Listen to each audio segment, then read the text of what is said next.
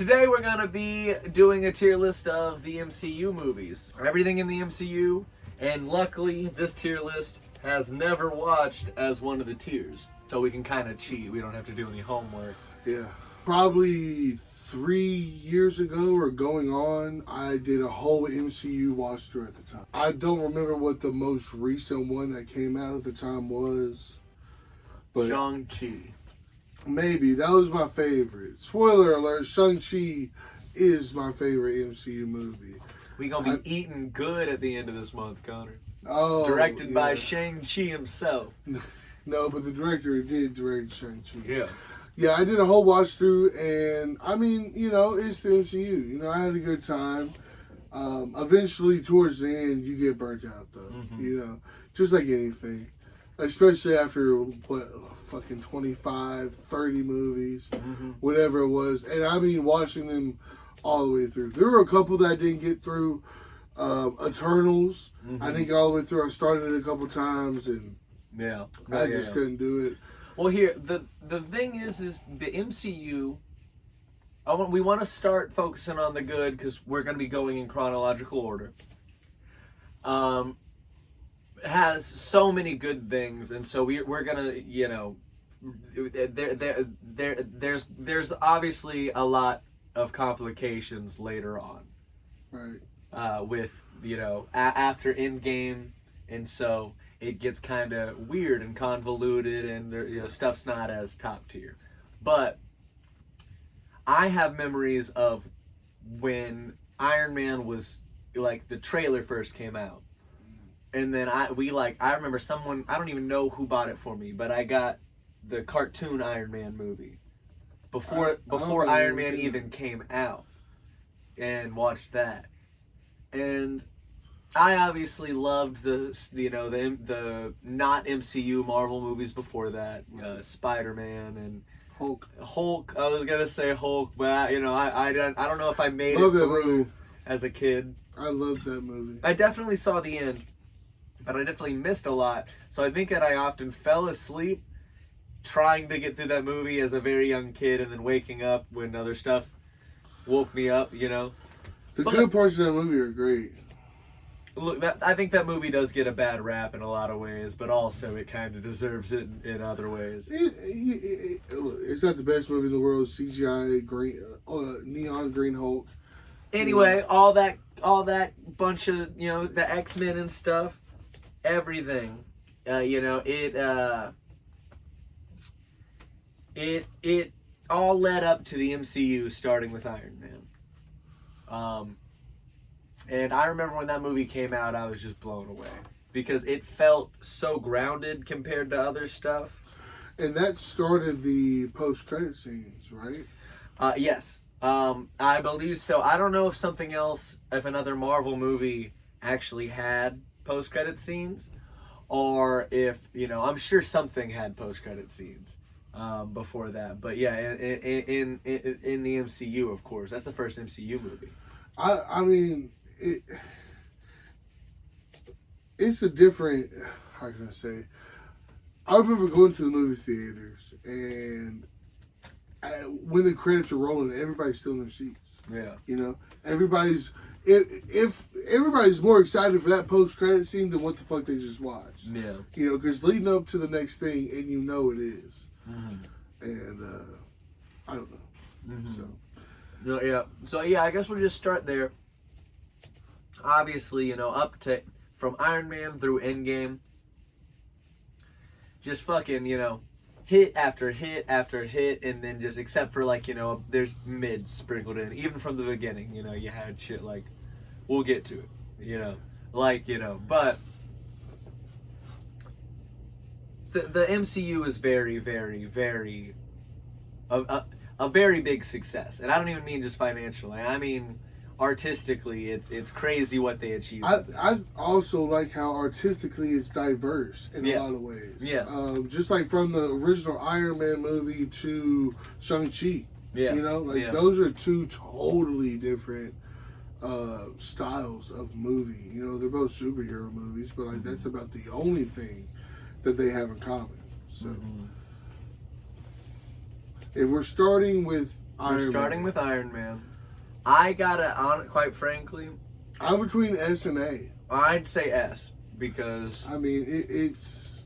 You can still. I mean, look, is it the biggest movie? No, but like, it started everything. It started everything. It's the best Iron Man. I don't know if it's my favorite Iron Man, but my favorite Iron Man is a worse movie. I really like 3. But, you know, and I don't think they could have casted Iron Man any better. Yeah. So, yeah, at that point, yeah, Robert Downey Jr., at that point in his life, he was known as being a fuck-up, you know, all the crimes, which I don't even look into because, you know, that guy's Iron Man. I hope it's nothing, like, really bad. No, but, you know, he got his shit together, and, you know, Iron Man was such an unknown character before this to most people. He was this like C-list character, and even Tony Stark was different before Robert Downey Jr. But the character of Iron Man 2, like going all the way up to Endgame, which this whole video will be full of spoilers. So if you're watching this video and you haven't seen the full MCU, you know, don't be surprised if something gets spoiled. This is on you. Yeah. All the way up to Endgame, or maybe it was Infinity War, when Iron Man snaps at Iron Man. Yeah, Which one was that? That was Endgame. That was Endgame. Have you seen that edit of the complete shot that the MCU missed of using the song Iron Man when he snapped his fingers? Oh, yeah. I am Iron Man. Then it goes, he snaps,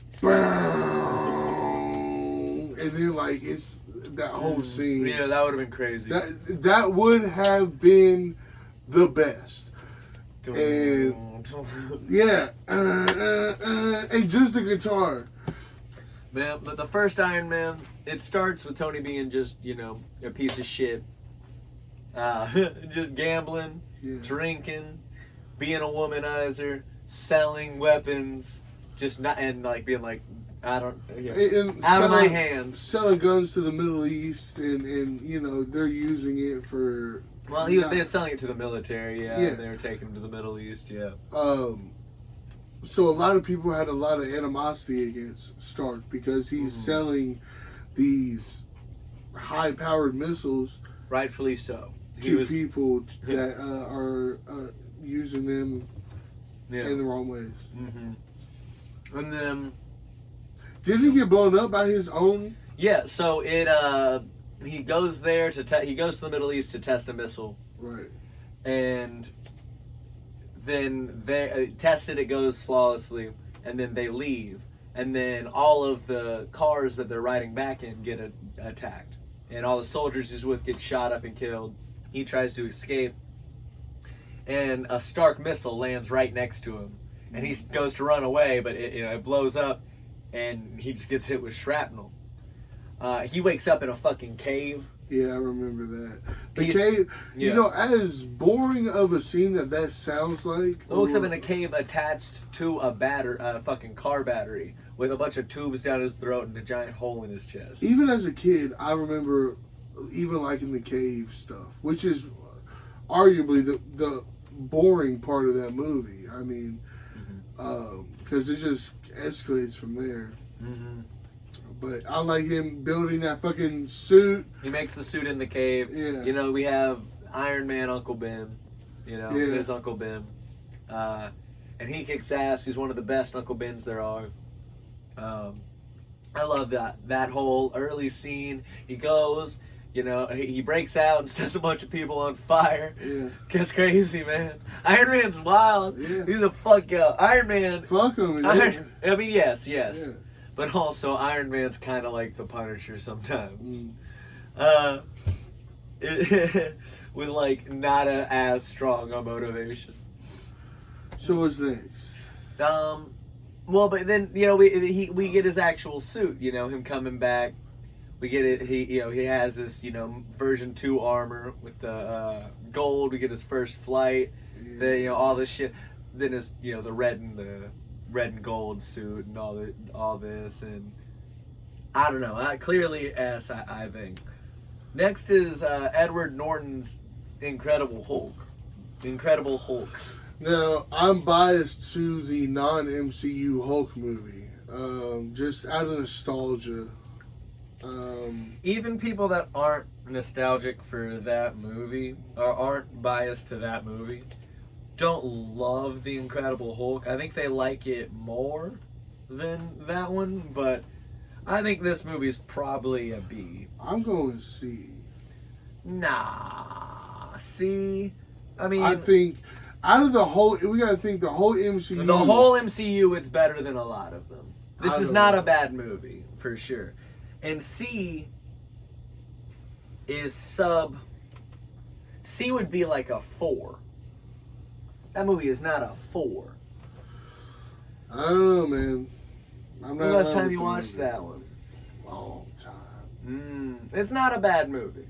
It is pretty good. You know, you get a much more savage Hulk, a much more realistic Hulk. You also get a crazy end credit scene. Do you remember the end credit scene for that one? No. Robert Downey Jr.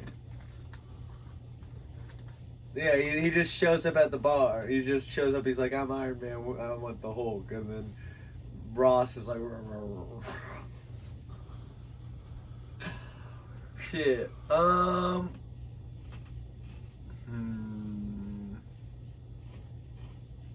I think C is too harsh when we're looking at the grand scale. I think there's going to be a lot of movies that now I think it's fine to be like end of B, you know, if you rank them, because you put them in order like that. I'll compromise to a C plus B minus. B minus is typically seen as just whatever's on the end of B. I guess. So, you know, we can just, you know, consider B. I'm fine B minus. Now, look, if the scale was B, A plus, if A was the top of the thing, I'm fine with a C plus. But there's an S tier. I hear you. And so I feel like with that, it's like A might as well be. F is never watched, I guess. So D is basically actually F. Okay, then. So then C B is technically a C. Yeah, that's what I'm saying. Because A is already a B if S exists. I guess I didn't look at the actual tier. You see what I'm saying? Because if A is there, if S is there, then S is now A. So A is a B. Right. B is a C. C is a D. D is a B. So a C is a D.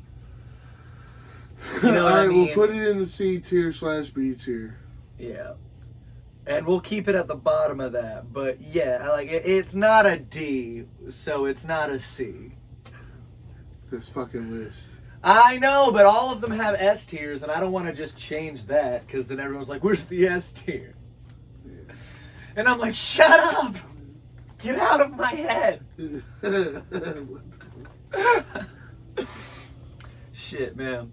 You get Lou Ferrigno in that movie. I like Edward Norton. I kind of wish we kept him.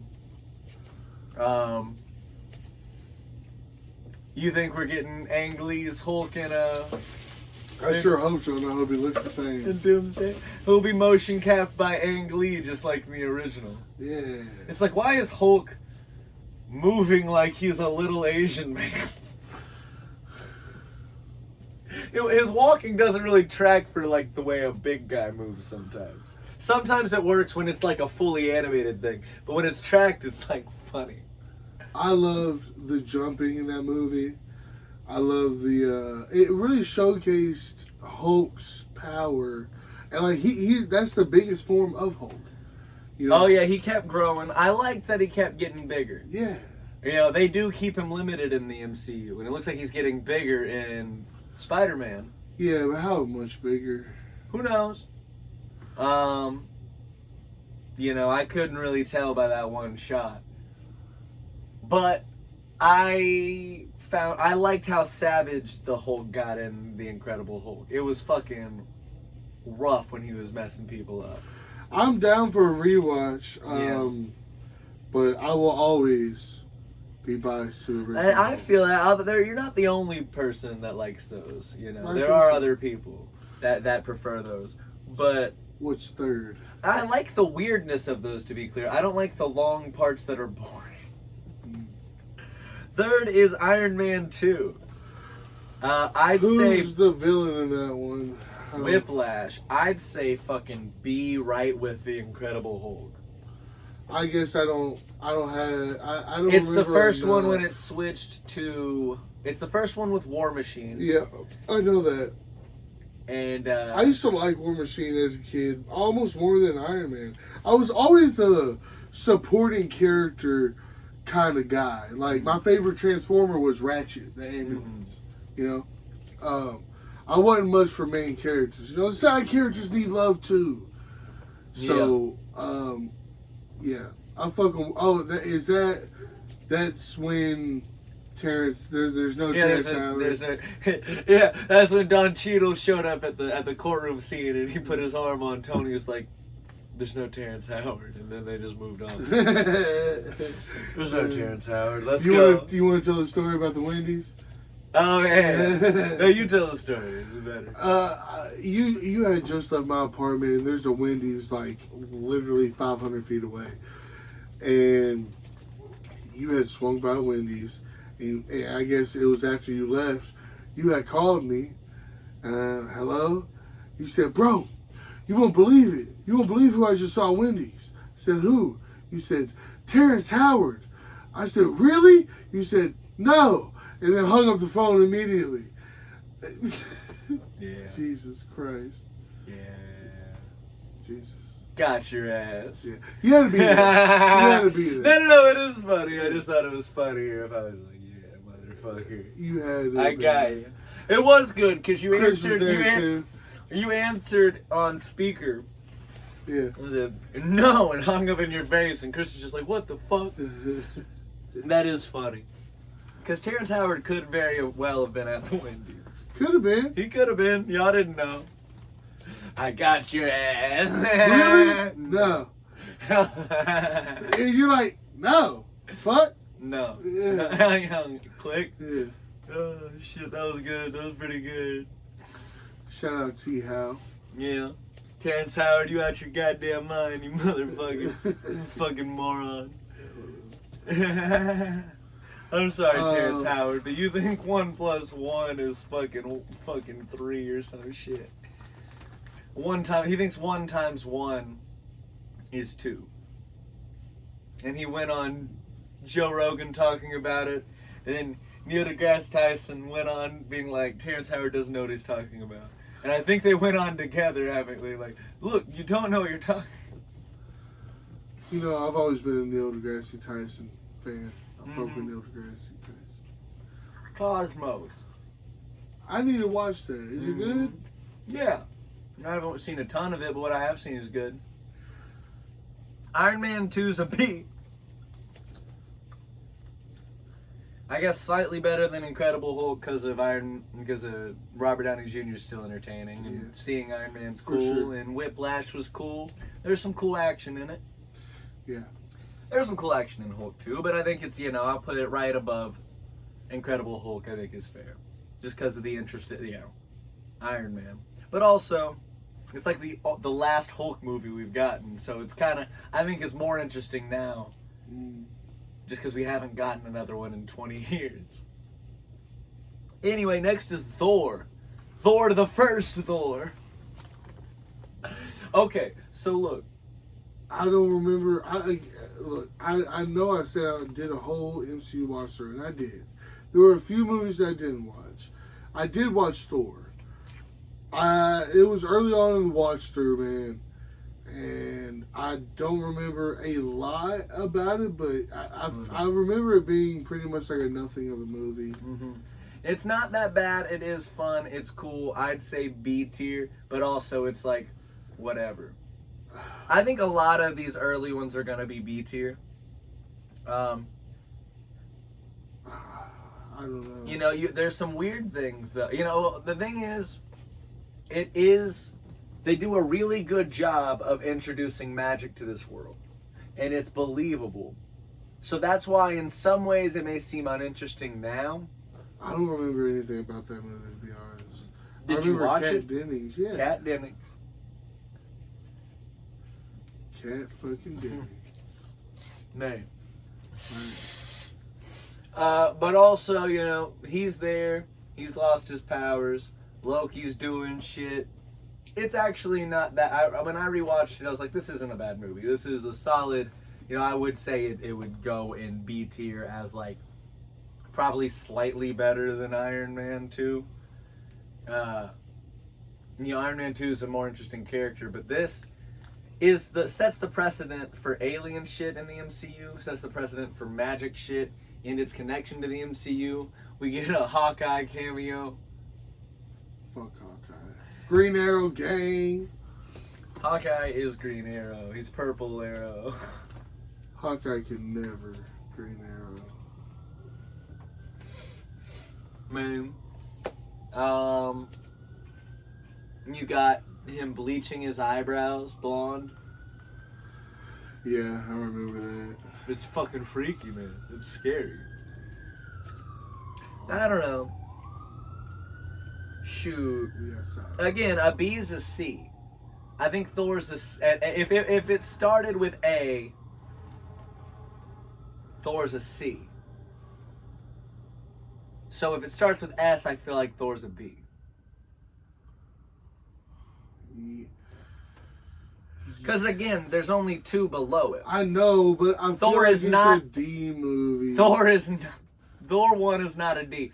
The thing is, was memorable. If we just start throwing, well, yeah, but not memorable is not a D. A not memorable is a C at any day. I don't know. You know what I mean? The thing is we don't want to take away from what the actual C and D tiers are going to be.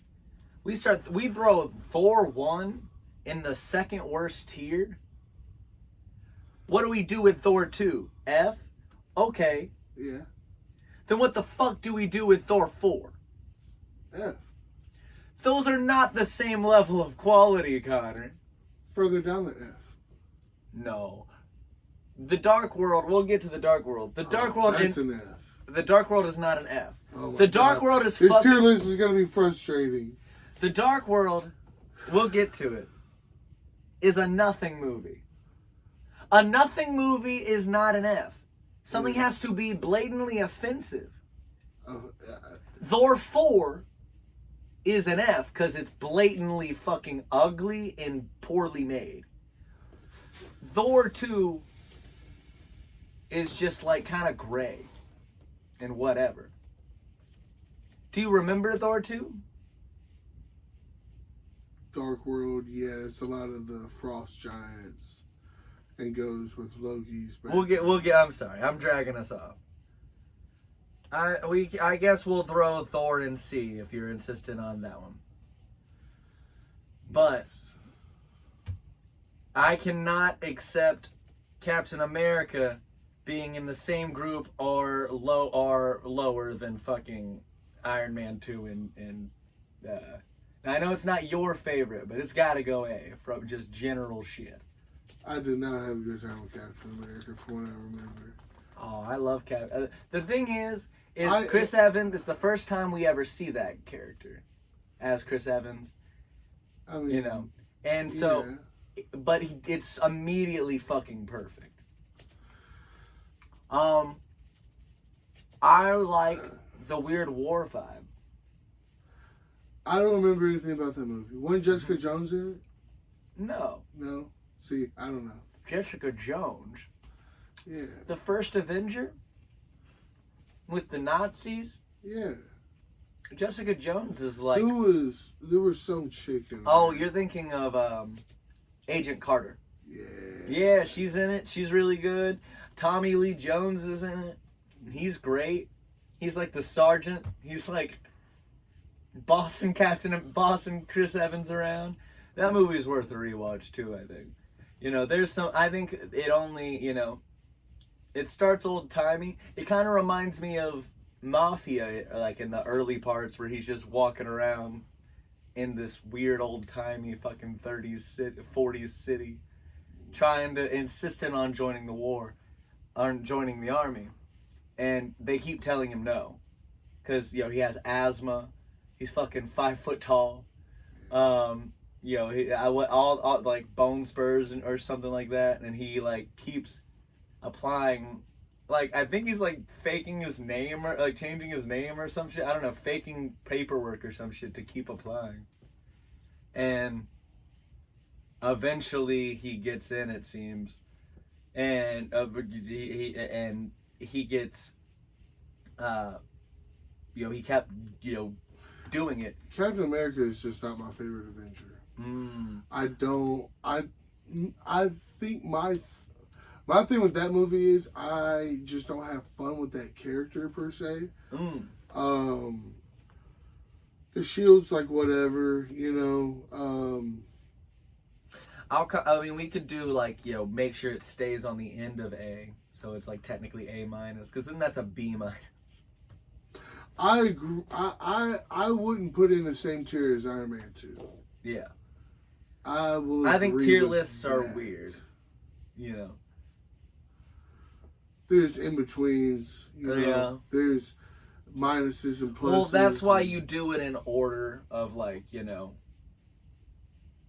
top of the tier list and bottom of the tier list. It's almost even stronger than a quote unquote, you know, plus and minus, because that's only 3. If you have a bunch of them, then we'll look at this and we'll have an actual rating at the end. I keep on hearing it. Oh, that's just. Oh, that one's fine. We're fine on that one. We're on this one now. Let's see. So yeah, that can be bottom of A tier. I'm fine with that. Cool. Because I do think it has some small pacing problems, but I think the heart of it's great. The look of it is really, really cool. Red Skull is weird. He's punching Nazi. You see him punch Hitler, or like, you know, a guy dressed up like Hitler. You know, they're doing that stuff. The Avengers 1. I put it at A. A?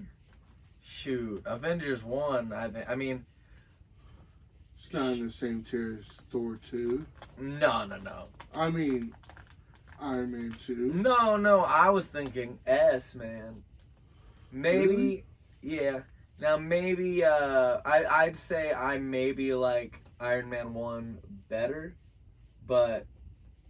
So I'd put it below Iron Man 1.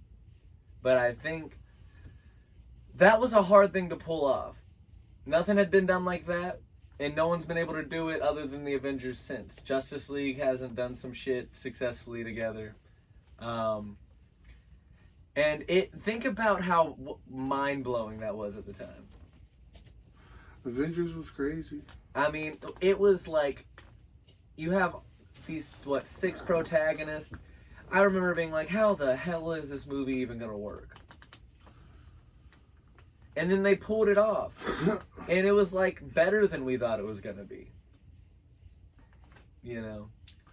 I don't think it's top of S tier. I, by no means, think it's the best of even Avengers movie or the best of these movies. But we only have 6 tiers in, like, 30 movies. So... I feel like because we're not doing this, we're doing it compared to all the other movies, right? For sure. And so I'd say that's, you know, it's not the best, but it's fucking the top, it's top of the game. I'll compromise with an S. Bottom of S? I guess. We'll go bottom of S. I think.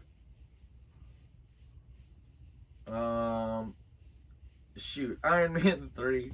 So this is a weird one, because I fucking love Iron Man 3, but people got problems with Iron Man 3. So what's your memories Who was the villain? The villain is fake Mandarin, and that's most people's problem with that movie, is the weird fake Mandarin.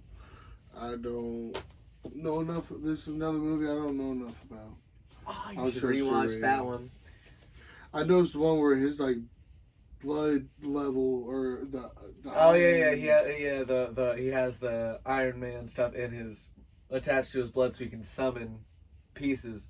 That movie looks great. It's directed so fucking good. It's the funniest of the 3 Iron Man movies, I think, by far. I think a moment-to-moment thing, it's the most entertaining, most of it, to me. But there are, like, some weird script things, like in the 3rd act. It doesn't get boring to me, but it's, like, with the weird Mandarin. And it works for the script they're doing, but then now we're with the other guy. And then we got all the suits attacked. I love the way that movie ends, though, from how it, watching it. He summons all his suits to come and fight, and they're all like Jarvis is controlling them all. You see the Hulkbuster suit. That was before Age of Ultron when we saw it, so you just see like the early Hulkbuster suit running and fucking shit up, and he's running, and all the suits are exploding around them as they're fighting all the things, and his suit's like falling apart, so he's just like jumping between suits in the carnage and shit, like I need another suit, and pulling another one like around him onto his body and shit. Damn. That movie is pretty fucking sick. Again, there's problems with it. I feel like A tier is probably fair. I'd say I like it around the level of I think First B Adventure. tier would be more like it. B tier, it is way better than Iron Man 2. This is not an Iron Man 2. You put it above Iron Man 2. A B tier. Iron Man 3 on the same, on the second to best tier. I understand you're. That's a B. I mean, I don't know. To me, it's. I don't know, man. If that's C, that's C. I don't know. Because it is also the best performing Iron Man. And again, there's something about it that just we typically rewatch that one more than the others. So maybe I am biased, but I feel like no one considers it similar to Iron Man 2. And I guess we could just go like, maybe top of B. I feel like I can compromise on top of B with that. Because there are script problems. There we go. And there will probably be movies in between those. Thor: The Dark World, bottom of fucking shit, man. Oh, fuck. I feel like gotta be bottom of C. This was one of the worst. Look, it was one of the worst, but at a time where the movies weren't that bad. So it was one of the worst up until the worst got a lot worse. So we gotta remember, Phase 4 is going to be accounted for. This is not as bad as anything in Phase 4. As any of the worst things in Phase 4. Those get real fucking weird. Like, let me look at some of the examples just to look ahead. There is the new Captain America is really, really bad. I'd say even that movie's worse than that. And then let's see, Ant-Man and the Wasp, Quantumania, which we defended, but is a really, really bad movie. Is worth. We were wrong. We were on the hype train, man. We watched it fucked up at first, and we were like, yeah. At the theater. Yeah, at the theater. Which, you gotta let a movie settle when you do that. You're gonna have fun at the theater a lot of times. Again, we have a Thor: The Dark World. Not The Dark World. Thor: Love and Thunder. Which is, I think, like 5 or 6 times worse than The Dark World. The Dark World is boring. And I think we should have a tier. I don't think the worst one should be boring. I'm going to put it at the bottom of D. The bottom of D is the bottom C, of F. I Yeah. guess. I agree. I'd say if this was normal, I'd agree bottom of actual D. I feel like that's where we keep coming. That's what we keep hitting is the weirdness up. But yeah, very bottom. I think it is significantly worse than Thor: The First Thor. But Oh man, I know you're not a big fan of Winter Soldier. That's usually on most people's fucking really high up. Or I not don't Winter even Soldier. I know mean if I Captain watched America. that one. Ooh, Captain America has the most consistent trilogy in the MCU. Like, What's the third one called? Civil War. I did like that one. Man, That's an S tier for me. yeah. And Winter Soldier's all the leading stuff up to that. You know, maybe you should rewatch Winter Soldier, dog. That one, man. I'll trust your judgment on this movie because I don't remember watching Shoot. it. I mean, it's definitely better than the first. This one. These two aren't going to stay up high though. Like, we're probably gonna keep putting things ahead of those. Or well, yeah.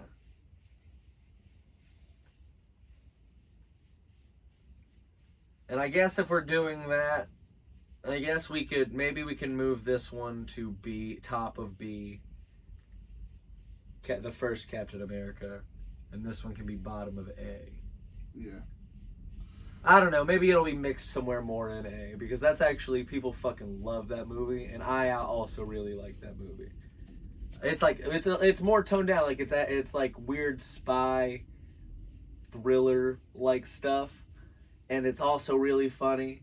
It's the first time we see Falcon, and he was actually good in that movie for some reason. I don't know. I liked him in that movie. The second Captain America? Yeah, Scarlett Johansson's in it. Nick Fury's in it. That's where S.H.I.E.L.D. I goes never bad. was a Black Widow fan, man. I really wasn't. That movie's where we find out that S.H.I.E.L.D. had been compromised by Hydra, like, the whole time. And that's why when the next Avengers movie, there just is no S.H.I.E.L.D. Like, so it's a very important movie in the MCU. It's just as important as fucking Civil War is. The Captain America movies are like, if you don't watch those, you'll be confused in the Avengers movies. Like, that's how they do those like that. Shoot, Guardians of the Galaxy, man. S. I agree. It's going to be hard for me to put any of the Guardians of the Galaxies in anything. I think they're all S. Yeah. I think they're all the best of the MCU. Yeah. I think they are. I think you're right. I like the first. I think maybe even right above Avengers. Yeah. I agree. Yeah. And it's like a coin toss with Iron Man. Iron Man gets it because of the legacy, I guess. Which one did Yondu die in? 2. That's my favorite. Man, Guardians of the Galaxy. I remember when I was like 14 or a year or so before, I found out about this movie early because I was like, what the fuck? Talking tree and a talking not a talking tree. This is not a barely talking tree, and a raccoon that does talk. Yeah. Weird movie. Bringing actual normal alien stuff to the MCU for the first time.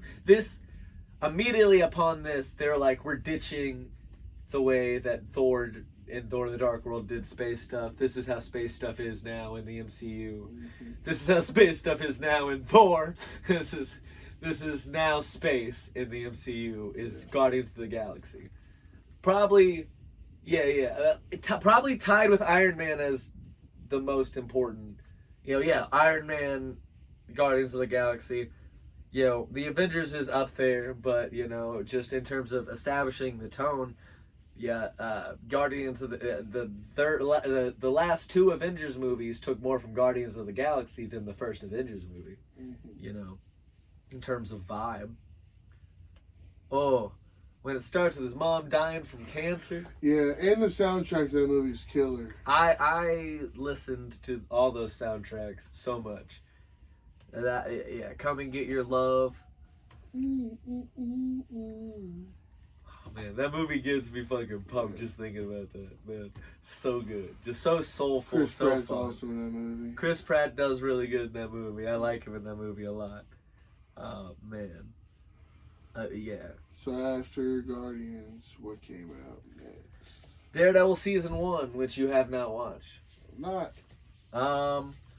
I know what you're going to put it in. I'd say S. We can keep it bottom of S. Again, I like it more than the first Avengers movie, but to be fair, it's not as big of a hitter in the MCU. like in terms of a big monumental thing.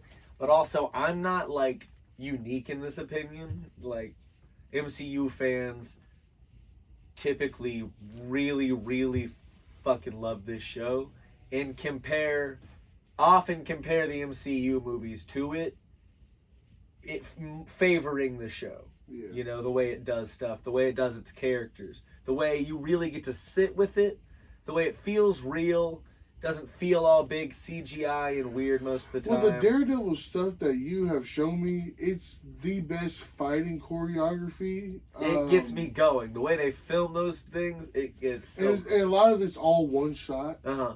And I think that that's the best way to go about a long action scene. It's just do it all in one shot, because the quick cuts and everything, they're cool and all, but you know, people are really looking for realism, even in something that's a superhero movie. They're looking for, you know, how real can this look, you know? It is, I mean, look. And along with the comic look, I mean, let's be honest, these are based off comic book characters. Yeah. And so it's not all going to be super realistic. I mean, you know, these are fucking superheroes. But in the same sense, the Daredevil stuff that I've seen is the best fighting choreography, in my opinion, realism-wise. Yeah. Now, I have my own biased opinions about what's the best choreography art style-wise and, like, just overall big action-y scenes. There's a good chance he's gonna be in the new Spider-Man movie. Who, Shang-Chi? No. Daredevil. Yeah. Because the Hand's in it. Also, Punisher. Frank Castle's in it. Yeah, the Punisher, who was, you know, from in the MCU, started in the Daredevil show. And they're all from New York. So yes, it makes sense that they would all... And he was in and I was going to Homecoming. say, yeah, and Daredevil wasn't, but Matt Murdock was in that. So, if they don't, I just think it's silly. But maybe they don't want to, you know, upstage Spider-Man. Well, you don't... Wow. Here it is. If you don't bring Daredevil into this Spider-Man movie, and not just into the MCU as a whole, like Avengers movie, but in this Spider-Man movie, why did you even include him in Homecoming? You know, just as a nod, because everyone wants it. I mean, fans want it. Fuck you if you don't do it, because now you've already lit the torch. Now the thing is this movie has a lot.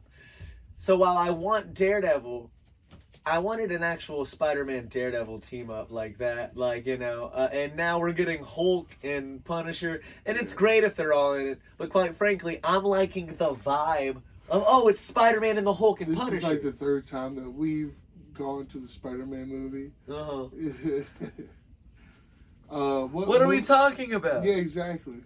Oh, no! Oh, Daredevil. Daredevil is amazing. Man, the thing about it is not just the way it looks, which is beautiful. The way it explores spirituality on so many levels, like in morality, the way it explores the human experience, the way it explores the emotional side and psychological side of being a vigilante, wanting to help people, why he needs to do that. But him believing that he was sent by God, him losing that, and then not in the first season, but like we'll talk about it later. But him coming to like, I used to think God sent me to do this, but I was deluding myself. And then the preacher was like, maybe that's a sign to stop. And he's like, no, I was deluding myself that God had anything to do with it.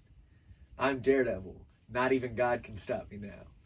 And that was like after he had been fucked up for a while. We'll talk about that more when season 3 comes up. But that was crazy, the way that they explore every aspect mentally, emotionally, psychologically of this stuff. Daredevil isn't... It's spiritually isn't so much more favorite fulfilling. I think hero at either. some point you'll find... At some point... It wasn't mine until the show. Right. And I was like, oh. I've only seen that shitty movie with Elektra. The thing about Daredevil is, like, a lot of people think about that movie, but the comic books are known as one of the most consistently great comic books of all time. they're amazing. I've only seen a little bit, but according to everyone that's read them, most of them are amazing.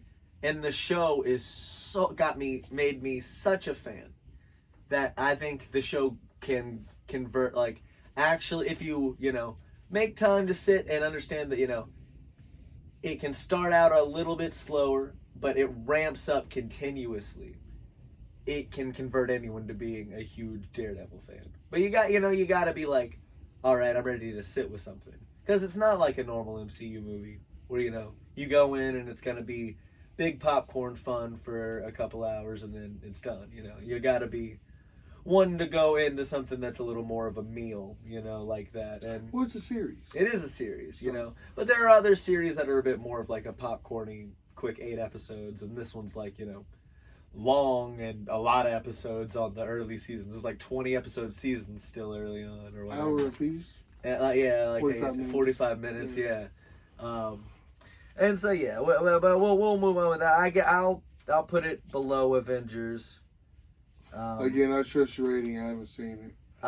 So that would go into the never watched for me, but I guess we'll put never watched in the movies that neither of us have seen. Yeah. I think that's fair because there will be a couple that I haven't seen too, and I'll just let you say that. Did you finish Age of Ultron the other day? Nope. No? I don't really remember anything about Age of Ultron besides the little bit that we did watch the other day. Probably my least watched Avengers movie, definitely.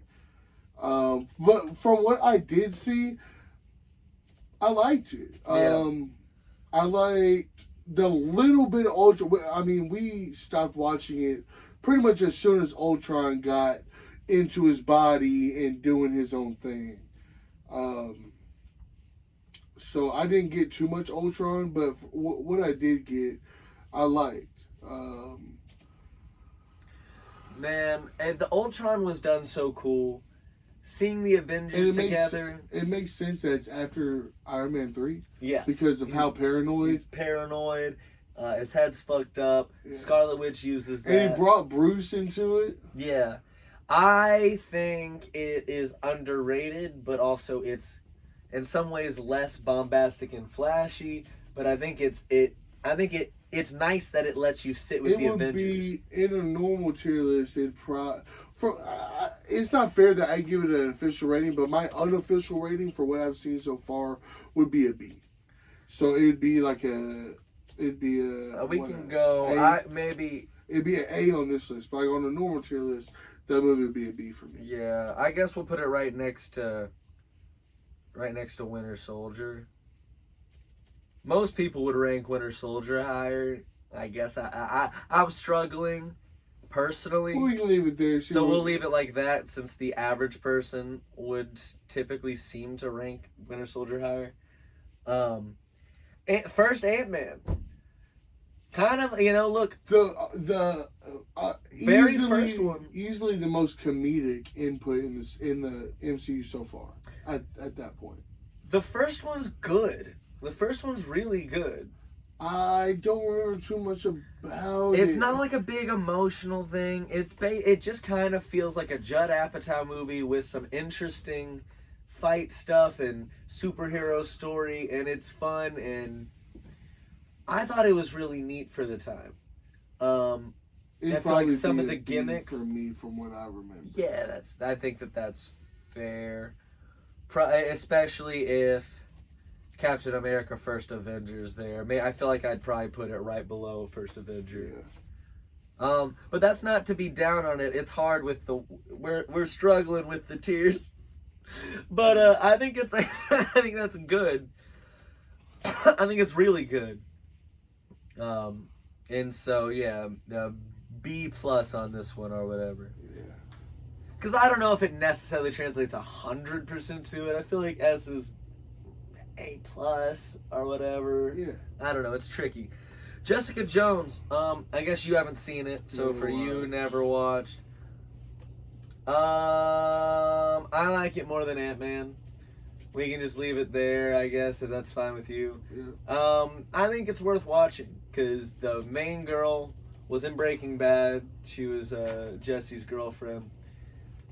She's really great as Jessica Jones. I found her so cool. You know, she has like superpowers and she's like a detective. It gets dark because like the supervillain's like a mind controlling person. He has a bunch of people on their spell, and it's like messed up. Like he has like the people killing. Jess used to be under his mind control, where he had her mind controlled as his girlfriend. So there's like this weird dark aspect with that of her like being like, you know, it's Jessica Jones is actually pretty good. So I'd say right above Ant-Man. Not as good as Winter Soldier. Not Winter Soldier, as First Avenger. And I'd recommend it. Daredevil season 2, I'd go B. Starts cool, you know, with it goes big, tries to go bigger, and starts cool with bringing the Punisher in. Punisher's great. You get that great episode where he has Daredevil change the thing, and they're yelling about their morality back and forth. I showed you that episode. That stuff's great. Then they do more stuff with the hand the second half, and it kind of gets weird and convoluted and confusing. Probably the weakest season of Daredevil. I'd go be better than Iron Man 3, worse than Ant-Man, I think. Yeah, I don't know. Civil War, you say S? S, man. Civil War. It's the first movie that you get. Well, I'm not gonna say first movie you get superhero versus superhero, but all the superheroes are going on one side or the other. Mm-hmm. You get a lot of cool action. There's a lot of amazing things about that movie. I like the Iron Man versus Captain America thing. Mm-hmm. The whole dynamic is crazy. The way that goes at the end with him finding out, with Iron Man finding out that Winter Soldier killed his parents, and him looking at Captain America being like, did you know? He's like, I didn't know it was him. He's like, don't bullshit me. It's like, yes. The look on Robert Downey Jr.'s face was so intense and so well done. The fights, the airport fight was, talked about as being kind of gray or whatever, but, most of that movie looks really, really good. Well, the thing about the airport fight is I think they try to give every character a little something. Yeah. Down to Black Panther, Iron Man, fucking Ant-Man, Scarlet, Vision, they all had like a little piece into that airport fight, which I can see where they were going with writing that out, hey, let's give them a big cool scene where everybody, chips in, Mm-hmm. It's the first appearance of Tom Holland's Spider-Man. Yep. Such a good introduction to that character with Tony Stark popping up there, and man, that was so cool when that happened. Mind blowing. I remember seeing the first trailer when you see him pop up and catching the shield. Yeah. Like, hey everybody, or whatever he said in the trailer. It was slightly different than in the movie. Oh yeah, but so cool. I liked seeing him swing around, and his personality was good. I feel like they've had him in the Sony movies, which his first appearance in the MCU was in an actual MCU made by the Marvel movie, which they help with the Sony movies, but that slightly different. And he cusses. Ant-Man grows. He goes, "Holy shit!" And then in Homecoming, when you see like the little camera footage or whatever, you see he goes, "Oh, he's big now. I gotta go." And he's like, "What the heck?" Like, so it doesn't cuss.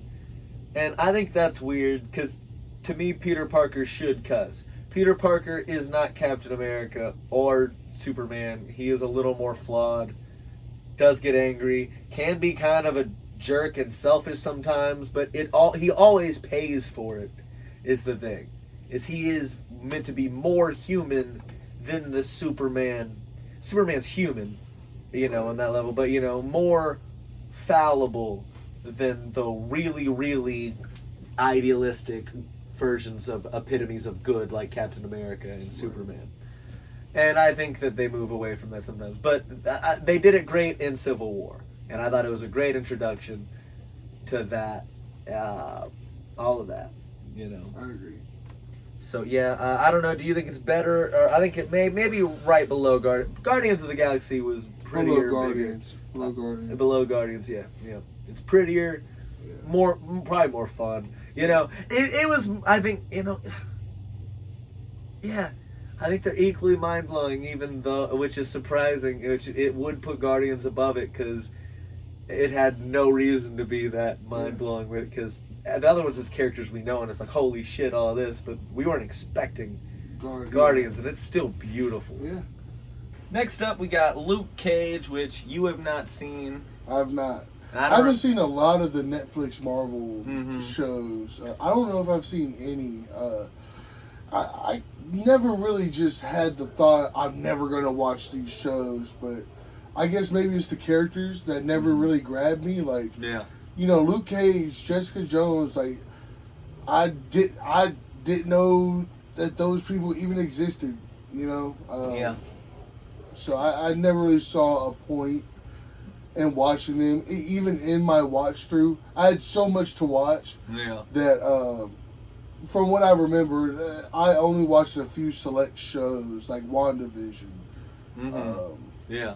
Well, that's actually Disney Plus shows is actually very much a different era than the Netflix era. Because even from a business side, it was kind of split up. They were the same universe, but it was kind of ran by a different guy, that part of the division. And now the Disney Plus shows everything's the same, like under the same thing completely. It was all the same studio, same universe, but just, allocation and people in charge. But I thought Luke Cage was really, really cool. I haven't seen it since it came out almost 10 years ago, or 10 years ago at this point. But from what I remember, it was really good. I probably liked it about as much as Jessica Jones. So I'll put it right there with Jessica Jones. I think I remember more from Jessica Jones. So I'll put it right below Jessica Jones. The Netflix shows are definitely worth watching, though. Especially Daredevil. I can't emphasize that enough. Next up, we got Doctor Strange. Now, from what I remember of this movie, I loved it. It was so different. It's one of those movies that, you might smoke a little joint to and watch it, and just blow your mind. Like to me, another movie like that, which isn't a Marvel movie, but Interstellar is another one of those movies that you smoke a joint to and it blows your fucking mind. And I think Doctor Strange does. He's such a cool superhero. You could do so much with him too, and that was I'm not gonna say it's the first time. It's the first time that I can remember an Infinity Stone being like a main thing in a movie. The Time Stone with him. Well, Guardians of the Galaxy. That's what they were doing. That's true. That's what they're doing with that. But I guess since Guardians, they haven't really. But that was the first time, and we didn't really know what was going down. Well, the after credit scene for Avengers was Thanos, right? Yeah. That was the first time we saw Thanos. That CGI purple ass. Yeah. Fucking Barney looking ass. Yeah. He was a darker purple at that time. Now he's like more of a maroon. Yeah. Like a lighter. Ashy. He's a lighter, like a fainter maroon color. Yeah. I prefer weird purple Thanos. I wish he was more like that. It reminds me more of the comic so book. Bad. Well, he looks so silly, but I like that sometimes because he looks like the comic books more. Maybe, the comics look like that. It looks dumb. I want weird Iron Man. I think they did good with Thanos' look. No, I agree. He's so iconic. I think it makes more sense. I think it was a great look. I love the look they went with. It looks better, but I like the stupid fucking purple big head. But Doctor Strange, I think Doctor Strange was awesome because it's not necessarily one of my favorites just because he's not one of my favorite characters. But anytime I actually think about it, I'm like, this is a really, really good movie. I think that this is a solid A. Me too. Solid A. Solid A too. I'd put it above Age of Ultron, I think. Just because it was more of a surprise than Age of Ultron. And it had, I feel like we everyone was a lot of people were let down by Age of Ultron, even though I like Age of Ultron. And most people were surprised at how good Doctor Strange was. Dude, the ending to Doctor Strange. We were just talking about it. Dormammu, I've come to Dormammu, yeah. And he just has him in a time loop. Yeah, and then Dormammu realizes what's happening. He's like, fuck, I can't do anything. Yeah. Like, no matter how many times I kill him, how I kill him, what I do, it's not good enough. And Doctor Strange, he put himself in that time loop knowing that there's a chance that he may never come out of that time loop. Yeah. But... he got shit done, man, and... Yeah. It's a good, it's a slightly different, like there's definitely analogs to him in Tony Stark's story. And I think they lean into that with, even the fact that he kind of becomes, like, the Tony Stark in the third Spider-Man movie to Peter. Just another narcissist that's really smart, but not... Peter doesn't realize he should just kind of be both trusting himself and he needs to be a better version of himself. Yeah. By the mirrors to that character, but with him being a super cocky doctor, he breaks his hands. Yeah. It's paralleled but different enough. I think it's really interesting. A really good story. Do you think that there's a correlation between him breaking his hands and not being able to be a doctor anymore, and using his hands for the movement? Well, that's why he went to learn the magic, was to try to fix his hands. Is it this or is it this? Well, you got to do all that stuff, whoever you are. With the magic. It's a bunch of different shit. So I see them doing this, and then he'll do this for different portals and shit. Yeah. All that stuff. I mean, they again, Marvel takes a lot more, as opposed to the DC universe. Marvel was made in the 60s, and there's tons of hippie influence, acid influence, and so every weird little thing has some weird influence on it. Everything has to have a reason with them.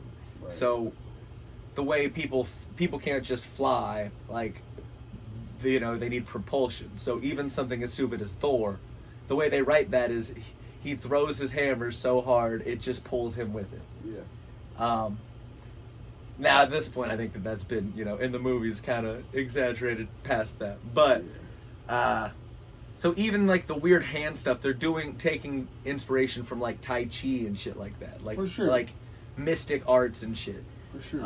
And I love all of that with the series. So, yeah, I think A makes sense. Very good movie. Very good movie. Iron Fist. Never watched, either of us. Yeah, this is going to be the first one that we put in never watched. Heard it's really bad. Really? Yeah, really bad. I haven't heard anything about it. Again, one of those Netflix shows that I didn't even bother because I had, most other shit to watch. I was kind of excited until it came out and I heard it was terrible.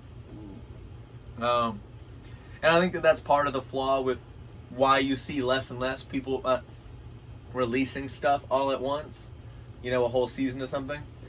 I think obviously, the main thing people talk about with that is that they do that so you get the conversation week to week. You know what fight I'd love to see? Wait, what was that? The week to week thing. Wait, what fight? A fight I'd love to see is Iron Fist versus Shang-Chi. Oh, yeah. Shang-Chi, in this point, would probably beat his ass. But I think that they don't want to release it not only because of, wanting conversation week to week, but because it's harder to tell if a whole show's bad if you release it week to week. So you don't really know how it's going to play out or if it's worth watching the whole thing. You drop a whole show, immediately reviews are whether or not this show is worth watching. Right. Based off the whole show. So I think it's probably more that Some than Stranger anything. Things shit. Yeah, I think it's probably more that than anything. That's probably what... They did not release that whole series at the same time. They did part 1, then part 2, and then they waited for the finale. Yeah. Because they motherfucking knew if they released it all at the same time, they're not watching... Not only are they not watching part 1, they're not... Even if you do the part 1, part 2, they're not watching part 2. Yeah. If they find out about the finale. Fucking sucked. Fuck the Stranger Things finale, man. And that's how we feel about that Iron big Fist. ass fucking fight. You're telling me nobody? First of all, nobody got hurt in that fight. They went against this big fucking monster. We've been waiting years for them to fight the Mind Flayer, and these fucking 18-year-old kids all together just whooped this thing's ass with 111. And that big 11 jump. We waited forever for 11 to jump. Well, they were gonna win, Connor. They should have brought Eddie back. They did it. They did the finale. They pulled it off, Connor. Did they? They pulled it off. They did it. They got through that. They did it. They did the job, and then they got paid, and they got out that motherfucker. They did it. Sons of bitches. Y'all had that much time, and it still felt rushed. We're not talking about Stranger Things today. That's how we feel about Iron Fist. Guardians of the Galaxy 2. Another I fucking S love tier. another S tier. It's gotta be. I mean, we already have talked about. Let me see. I think I gotta drop it in A to scroll up.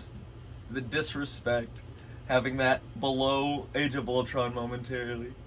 Right. Again, we're gonna have Right those behind probably, the first one. Right behind the first one. The first one I think had more of an emotional impact on me. I mean, I know we haven't got to the third one yet, but I think the third one goes above the first one. I agree. I think that makes sense. Yeah. We'll do it at the time so we can have a full conversation. But this one deals with his dad, Ego, and him finding out that he's like part God. Yeah. Peter finding out he's like part God. The music, again, great. Has the big opening with Baby Groot dancing around. Yeah. Awesome. That movie, more than the first one, felt like and I think it had partly to do with the weird time in my life I was at right then, but also I watch it now and I kind of still feel the same way. It feels like a fucking fever dream. It does. And I think it's supposed to. I think every one of those feels like a fever dream. They do. For like the time that they came out. They came out in like different eras of my life. Each of them are surreal. Yeah. The second one I think goes really like on, because I think there's a lot of things with delusion in that movie.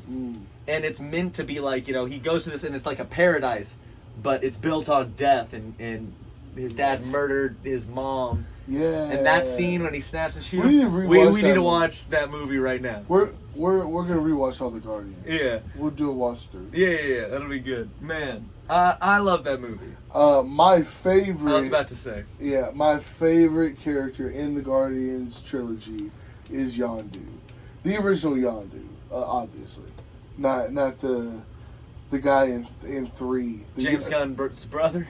That's his brother. Yeah, Sean Gunn. Jesus.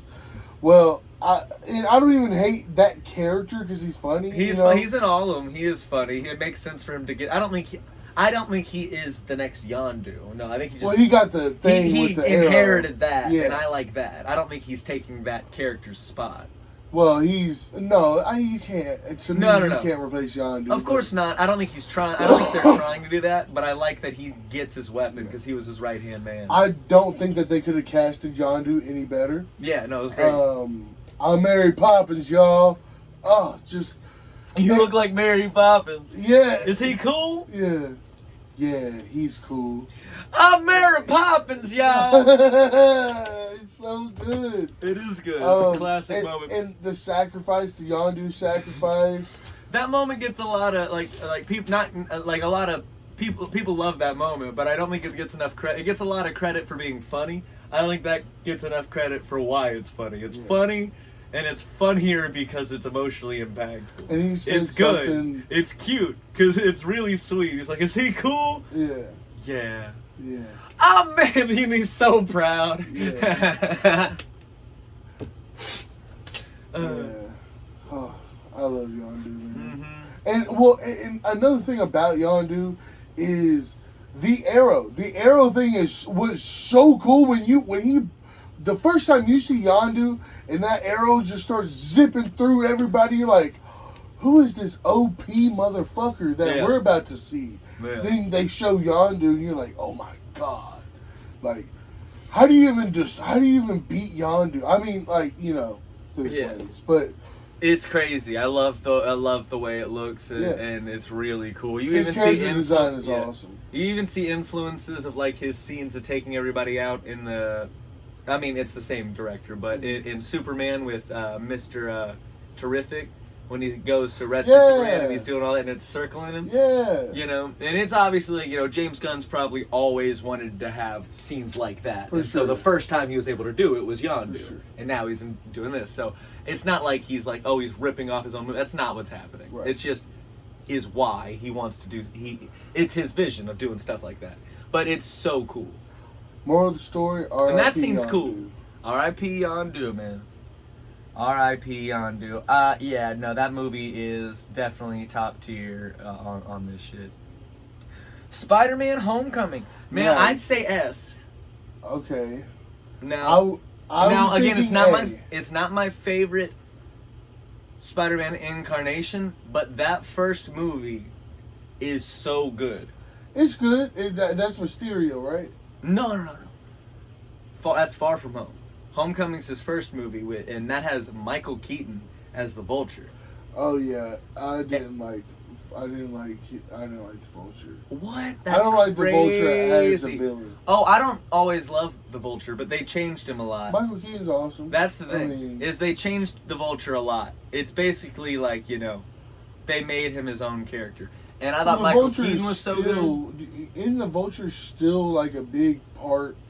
Like there was some post-credit scene with the Vulture meeting somebody in jail. Yeah, no, that's made fun of, and probably not canon, and they're not content. That was in... Well, it was the end of Morbius. Really? Yeah. He, like, woke up in the Morbius universe, and he's like, why am I in this universe? Like, he woke up in jail in the Morbius universe, and they're like, who's this guy in jail? So they let him out. And then Morbius... He's somehow talking to Morbius like they met up for some reason. Somehow. They knew to go together. And he's like, I don't know why I'm here, but I feel like it has something to do with Spider-Man. And also, when he's talking, he wakes up in the jail cell and you see actual Michael Keaton. Then when he goes and meets up with Morbius, he's just in his Vulture suit. Don't know how he got it, if he's switched universes. But he also has the mask down. So Michael Keaton is not talking to Jared Leto. Like, he is not in that scene. You just see mask down Vulture in the end of Morbius, and you hear, like, him doing a VR line. It's like, I don't know why I'm here. Must have something to do with Spider-Man, I guess. Which I guess it does, because it's because of the Doctor Strange. Yeah, stuff. but, like, what the fuck? And so he's trapped with Morbius. That's the last time we've seen him. Yeah. So no, there's no way that's canon anymore. But it is until they fix it. So I don't know. They have to just say it's not canon. I'm anymore. at an A+, maybe not S, but I mean, I here's understand why you say S. Well, here's the thing. We can go A+, you know, I'll settle. It's both of our lists. Yeah. Personally, I like Homecoming more than the first Avengers movie. Like, Homecoming's probably one of my favorite ones.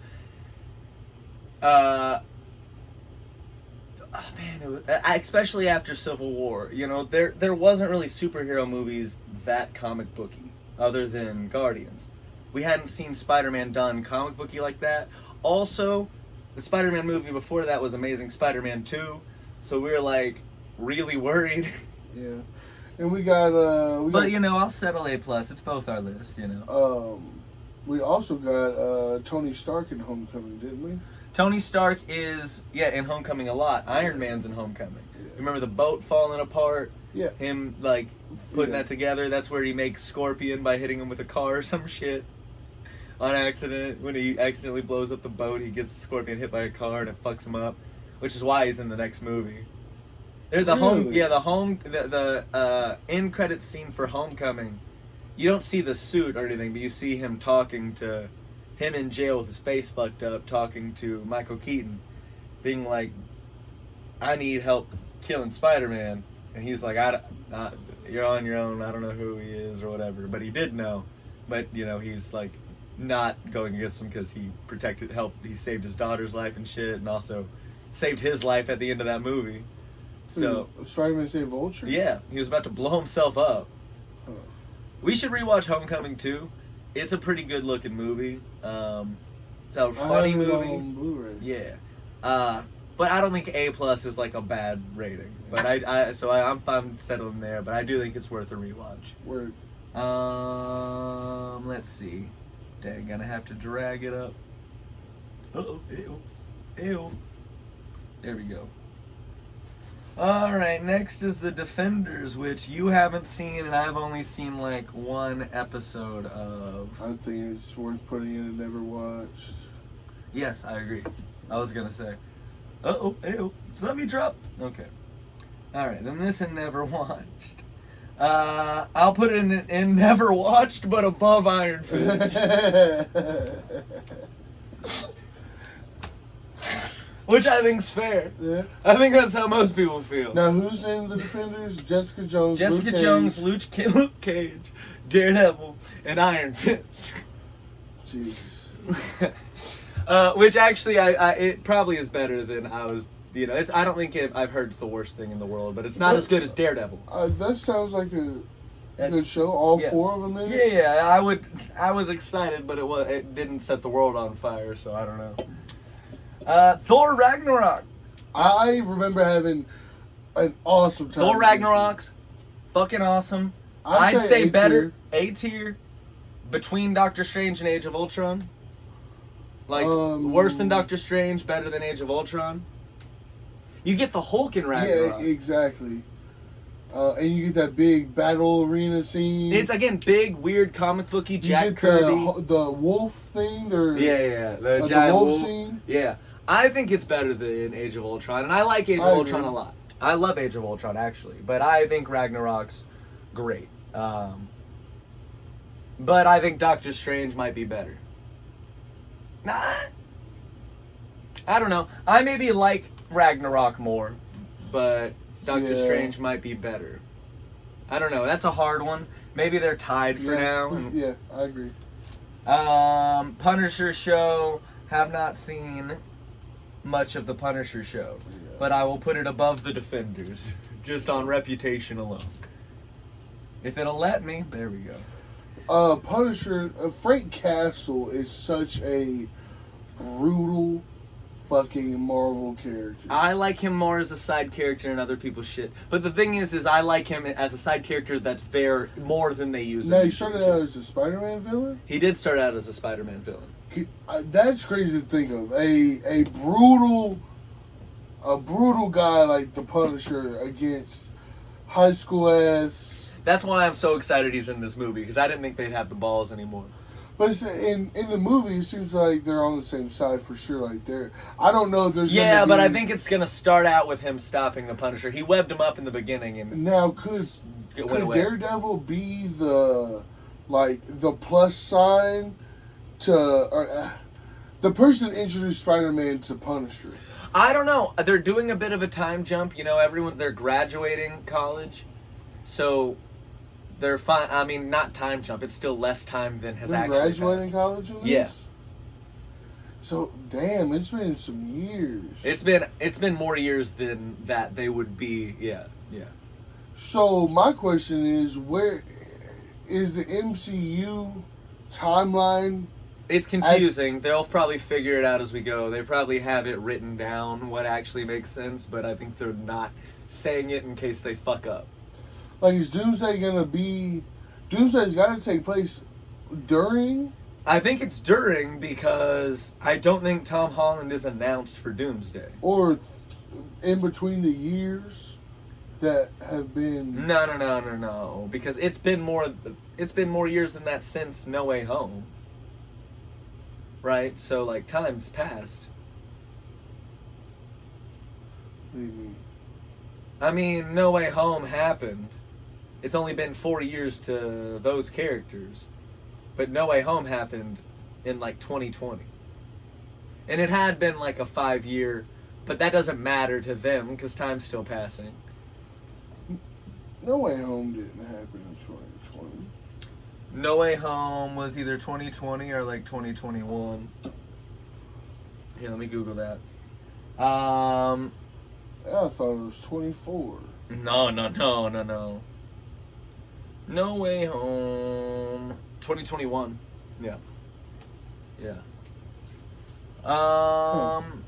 Yeah, it was a while ago. So that was 5 years ago.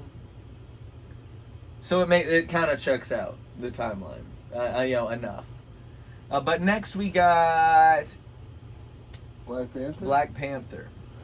S tier. You want to go S tier? Soundtrack. I'd go A, but I've put Soundtrack and what it did for the black community alone.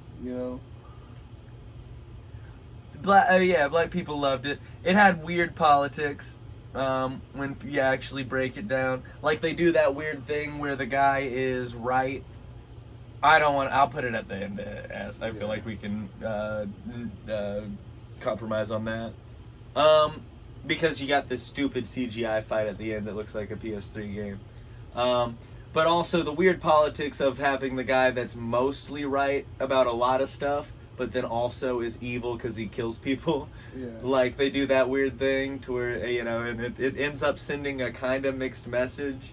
And also, Killmonger Black wasn't my favorite villain. I liked him, but there was weird things with the messaging. I liked the performance. I thought it was really cool.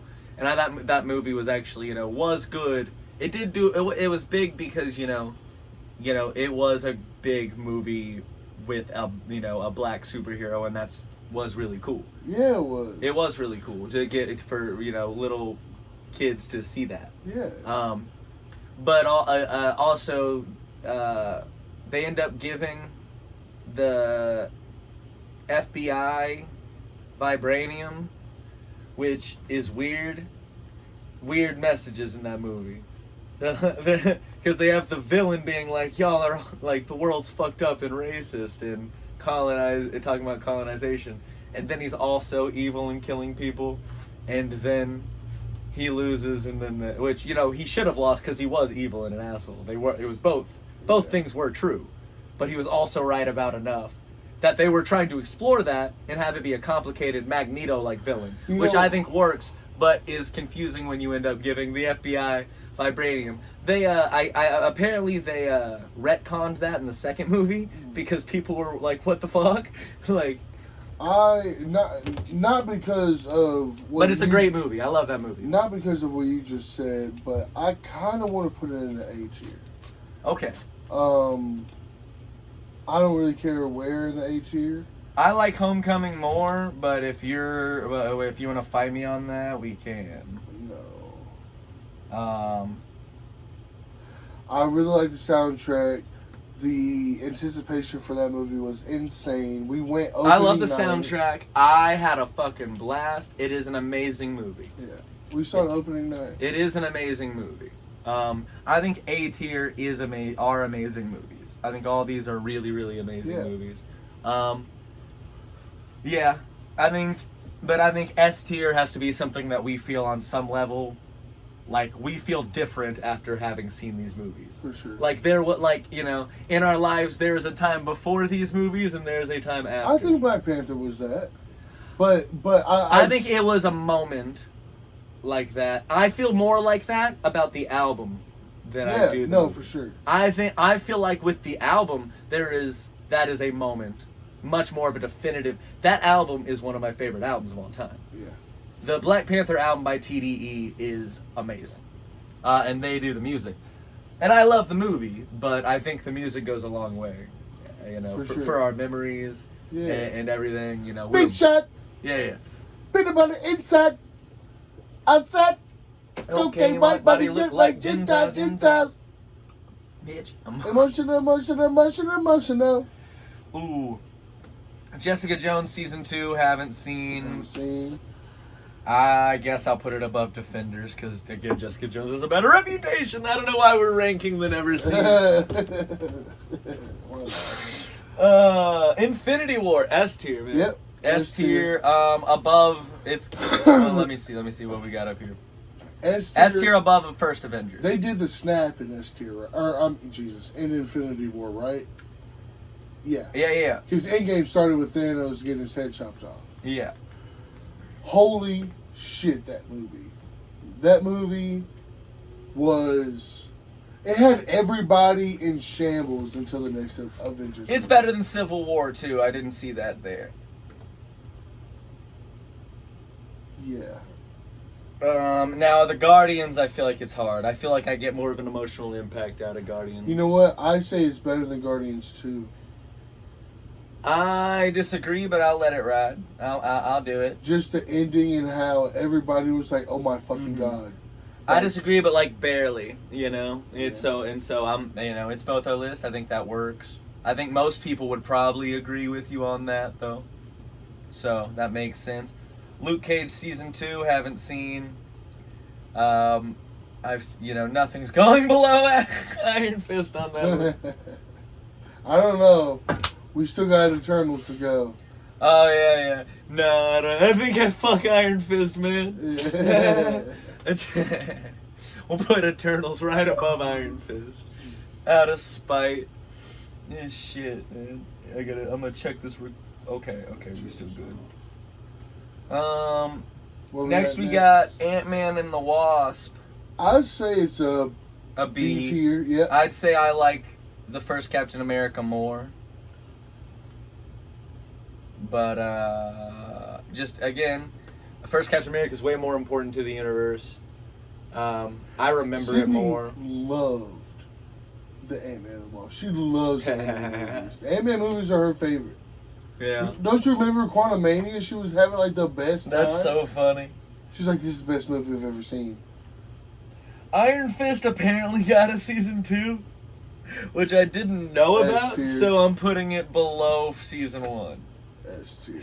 Just on the out of spite, because why did that show get a season 2? If you know, you know. Iron Fist season 2. Am I right? Is this Daredevil season 3? 3 is fucking better than season 1. Haven't seen it. I'll trust your ranking. 3 really, again, I was talking about it earlier, it really goes deep fucking shit. Like, it breaks him down, starts with him fucked up, does not have his super hearing or anything, fucking bad. Oh, is that... I think I've seen that opening. I think you've seen a little bit when of that. When his best friend gets shot? No, that is, You're... No. It is... I'm putting it above First Avengers, Doug. I know you haven't seen it. I haven't seen it, so... But, it is the shit. Again, I don't want to rank it too high above all the other movies just out of fairness, but it's probably my favorite thing in the MCU. Season 3 of Daredevil. It fundamentally fucks my head up. How good they are at exploring the mentality and the psychology. It makes me fucking riled up. Like, fuck yeah, I gotta fucking do some shit. Like, that's how this shit should make you feel. Yeah, for sure. Like, not even just like, yeah, I want to do something good, like how Superman might. Daredevil makes you be like, I've got to fucking change this motherfucking world, god damn it! Ah! That's the way it makes you feel, and that's so sick. Because not only is he like that with the superhero stuff, he's also feels that fucking mad and that into his lawyer shit. And so everything in changing the world. Who's the big villain in season 3? Season 3, Bullseye. Still? No. Oh. That's the first season with Bullseye. Yeah. And he shows up while Daredevil's not around, or starting to get back around, but he doesn't have his suit or anything, so he's just looking like he was in season 1. And Kingpin has this guy who who was a psychopath, but he's slowly picking at him because he was supposed to be guarding him. But, he's doing mind games on him to bring out this crazy fucking killer. And he ends up fucking sending him around killing people dressed as Daredevil. It is so cool. And so Daredevil's fighting Bullseye in a Daredevil suit most of it. And the fighting, Bullseye's so sick in that show, man. Oh man, season 3 is the best thing I've ever seen, man. It gets me riled up thinking about it right now. Because the main villain is still Kingpin. And he ends up, being, man, I love that show. Yeah. Man, I love that show. It is so amazing. What's next? Punisher season 2. Haven't seen it, but people like it better than season 1. So, whatever that means. I want to at least not acknowledge what I know of the fan perspective for the viewers. Yeah. So while I can't rank it, people do seem to like it better than first season Punisher, I think. Captain Marvel. haven't seen it. Probably a solid B tier. It's better than Iron Man 2. For sure. But I don't like it more than Iron Man 3. So, take that for what you will. People shitted on Brie Larson, but this movie made over $1 billion, and anyone that doesn't seem insane seems to like this movie pretty well. Yeah. You know. Endgame. Gotta be S. I like it more than Infinity War. Do I? That, since Endgame came out, that's a hard one. It's always been a hard one. Do I? Yeah, it's like, I don't know. I'm trying to think. What's the synopsis for Endgame? Endgame, I mean, they're going get back. Everybody back. Yeah, they got to go back in time, and they go through all the movies, and then there's the big ending at the end. I think it's cool because it has more of a focus on the normal Avengers stuff. You get Black Widow being tossing herself off the cliff. Thank God. I like Black Widow, but I would have preferred Hawkeye dying. That's why that scene was so hard to watch. They're like, we'll kill whoever's harder to see die. It's the pretty one. Yeah, I'm going up higher. I just can't.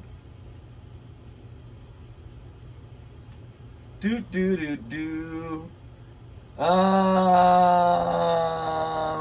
Yeah. I don't know. It's hard.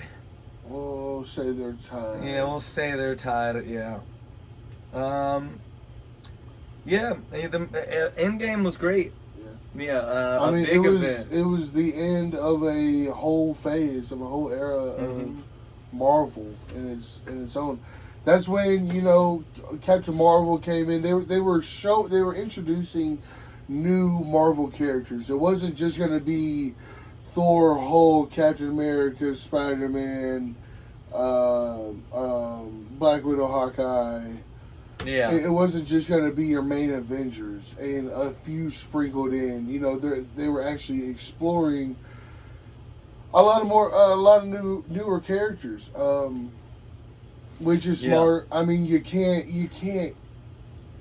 gotta go somewhere else. You gotta bring in new faces. Yeah. I thought it was so cool to see everyone together. The last movie with Chadwick Boseman, I think. Yeah. And Iron Man Snap. Iron Man Snap. You get a lot of great stuff with the big three. I think that's the thing that movie was really showcasing. You get a lot with Iron Man. You get a great resolution with Captain America. Thor's still kind of sad or whatever, and then he goes off with the Guardians, and then that's resolved dumb in that. Yeah. So whatever with Thor. Yeah. I like Fat Thor. I thought that was really good because he's not. There's nothing that says he can't get fat, and often in lore he is fat. Yeah. I thought it was cool. I thought that was great. Yeah. Especially it gives him a bit more of an edge. He's not just the sexy boy there. I thought it worked. I thought it was funny. Smart Hulk was cool for that movie. You had a couple dumb jokes though. Yeah. I'm trying to think what else. In game there was something else. Oh, Rocket Raccoon gone around with Thor was good. When they're snapped back. The snap. Iron Man snap. To me, that snap right there showed me that Iron Man was the best Avenger. Hands down, in my opinion. I think any of them would have made that sacrifice if they could. Yeah. But Iron Man was the only one that could. Yeah. And not because of his super strength or anything like that, because of his intellect. Yeah. Just straight up intellect outsmarted Thanos with all the he had all the Infinity Stones. They finally got. I think they got the gauntlet off. Well, the thing is he in that one he is fighting Guardians of the Galaxy Thanos. I mean, he still looks like in-game Thanos. But it would have been funny if when he showed up from Guardians of the Galaxy, he looked weird in dark purple. Because he should, chronologically, that's what he looked like then. Yeah. His head changed. You can write it off now like it was just weird lighting, but you go watch closely, you're like, that's a different guy. Yeah. That's his brother, Thonus. Yeah. Why is his brother, why did their parents name them close names? They're just both dumb. Yeah, that's Thanos and Thunus.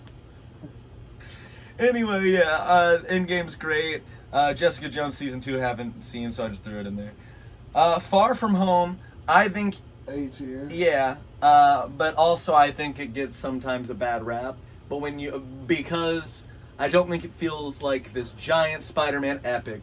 But for what it is... Tony Stark's dead at that time, right? Yes, this is after Endgame. Yep. So at this point, when you watch that movie and take it for what it is, it's really fucking funny. The action is really good. All the characters are great. It's sad. It's fun, and it's a good psychological exploration of Peter. It just doesn't go. And it sets up No Way Home because he exposed Peter Parker. Mm-hmm. And there's some silliness. I don't think it's an S tier movie, and I like Homecoming probably more. I'd put it right below Black Panther, I guess. I mean, personally, I like Far From Home more, but I think it's fair to put it right below. Right below maybe below Winter Soldier. No, you'd probably like it more than Winter Soldier, so we'll keep it right there. Is that WandaVision? I'd give it an A. Well, I'd give it a B. WandaVision was cool. WandaVision was amazing. I loved one. Okay, so you want to go A? Yeah. I can't do S. I agree. Because on rewatches, it's like, well. But watching through that the first time is such a mindfuck and so fun. It is. It's so for fun. 2 episodes, you're like, this is... Some things are set up in ways to where it's like, well, once you figure it out and have it go through, it won't be the same to rewatch it. But the first watch of WandaVision is so fucking fun and so weird. I think it's a solid A, Yeah. I'd say, yeah. I'd say right... Oh, fuck. Well, above... I'd say above Age of Ultron. What's ahead of that? Ragnarok. I'd say right above Ragnarok. I can do it. I can let it ride. Because it was... Ragnarok's better on rewatches. Ragnarok, you can... WandaVision held our attention for 8 episodes, hour apiece, and had an amazing time the whole way through. I'm not gonna fight you on it. I can settle on that. Falcon and Winter Soldier. I think I did watch it, but I'm still gonna put it in haven't seen. Because I don't know. Stupid. I don't want to rank it anywhere because it's dumb and I don't remember it enough. So I'm putting it right between the 2 Iron Fist seasons. Because fuck that show. I actually do remember the ending of that show and I watched a couple episodes, but I don't, it's such a what the fuck, I can't even, it's whatever. Low-key, Season 1. I'd say is a good A. Yeah. I think it's a solid A. It was fucking dope as shit. Yes, it was. And I think there's not even that much that would keep it from being an S other than I don't remember it. Really shows the TSA, and I think that's what they're called. I think Loki could go above Black Panther if you're cool with that. I agree. I think I like Homecoming more. Again, it's a show that held my attention for a whole season. I really got to watch season 2. Oh, I watched it all the way through. We do got to watch season 2. We should. Well, definitely before Doomsday, because there was shit about it in fucking Deadpool and Wolverine. Yeah. Black Widow. Not as bad as It's a good movie. It. It's a good movie, but it's I'm like whatever. C. Again, I think C's harsh. Black Widow's not my favorite. It is a whatever movie, but I think, again, if it was a normal thing, an actual C or whatever would be nothing. But on here, it's so close to the end. Like, that's the second worst. You think list. Black Widow's even better? Like, I think that The Incredible Hulk is way better than Black Widow. I'd go below The Incredible Hulk. But I think it had a good time. It is like whatever, but I think it is thoroughly entertaining the entire way through. I think the biggest problem with Black Widow is it came out way too late. Not only was it after Endgame, it should have came out when it took place. Because it took place a couple years before Endgame, but came out after. Now at this point, we've seen all this big explosive stuff. It should have came out at a time when we were used to smaller movies. I don't disagree with that. I mean... I think C is... I don't know. It's above Dark World. Well, it's definitely better than Thor 1. Again, they do some cool stuff with exploring that character. I know you don't love that character, but I think... I'm down to compromise bottom of B. I think bottom of B makes sense. Which, if it was a normal thing, would be a clean C+. I think bottom of B, we're thinking C+. In reality. But, I don't know. I feel like there should be more tiers. Then I'd be more cool with C's.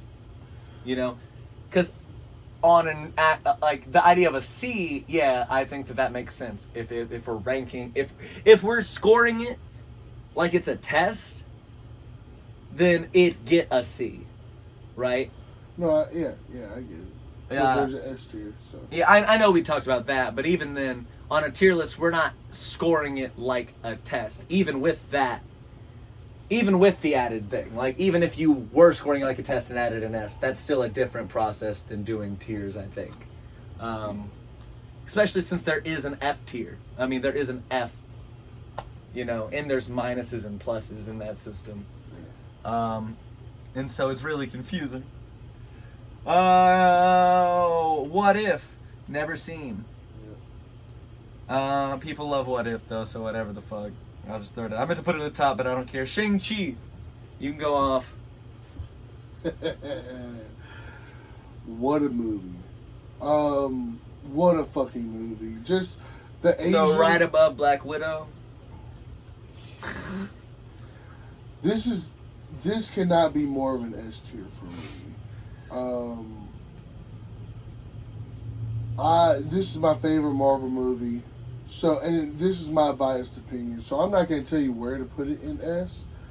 But as long as I know that it makes it in S. The Asian art style in this movie is so beautiful. The backstory to this movie of like family, trading against each other, but betraying against each other, and greed and power hungriness and a mystical lands and big dragons and fucking a whole like society of like secret ninja people or they were living in this mystical place. And the dad, Wen-Wu, only wanted to resurrect his wife, Shang-Chi's mother, which could not have been done, but he thought he was being telepathically talked to by this like big evil thing behind this wall, and he had to break the wall open to release it. And it was, of course, portraying itself as his wife, which would make him release it. Mm-hmm. And then you get the big battle between Shang-Chi and his dad, and he ends up taking the rings from him, and it is just such an amazing movie. I could rewatch that movie over and over again. The comedy in that movie is top tier. The weapon, the 10 rings in that movie is insane. There's not another weapon or power like Shang-Chi with the 10 rings. Because it's not just 10 rings that he can propulsion, go at you with. It's like they're all connected by this energy field that connects them all together. And they turn like different colors depending on how powerful you are at the moment, I guess. Would you say you like that movie more than First Avengers? 100%. Alright, well then on a compromise, I already put it above Daredevil Season 1. I don't know if even I'd like it more than Season 1. I'll put it above Avengers, because I still feel like I wouldn't feel that way. And then I'm leaving Daredevil Season 3 there. But only because I already put it above one of the Daredevil seasons. I feel like that checks out. Because I still don't think I... Again, I'm going to have a biased opinion. It should be the top of the top of the top of the S for me. But...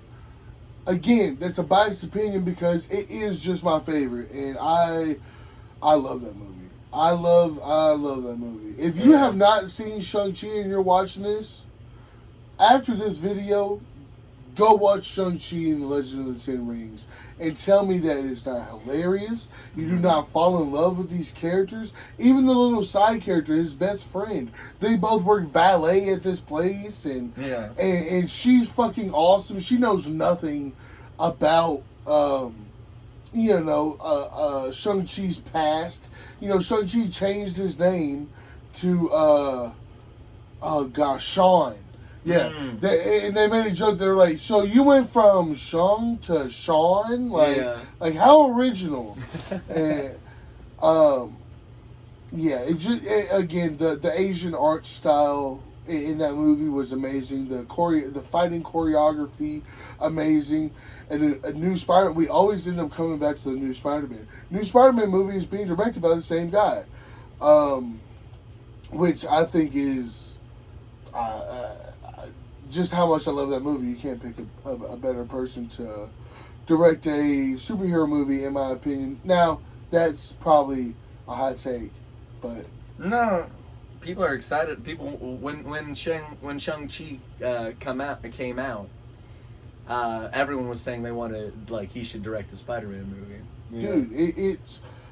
I think it's worth... you say you haven't seen it all the way through. I think it's worth us actually sitting down and, just no phones, no nothing, just falling in love with that movie. Because I know I did. Just... some movies you can, kind of pay attention to and, get on your phone or whatever and come back and you still have a great time with that movie. And you still can with Shang-Chi. But I think every scene, something is happening. You get the guy from Doctor Strange in it, the Asian guy. What's his name? Oh yeah. Shoot. Well, I usually know his name. Wong. Yeah. He's in it. He's fighting a big fucking monster in this battle arena. Yeah. And Shang-Chi ends up going up against his sister the next round, and they get chased by the ninja gang, or what do you call a group of ninjas? A flock. Okay, a flock of ninjas. They get jumped by the flock of ninjas that that their dad, their dad has a whole flock. So, so they're flocking together. Yeah. Birds of feather flock together. Yeah. What's the term for a group of geese? Goose?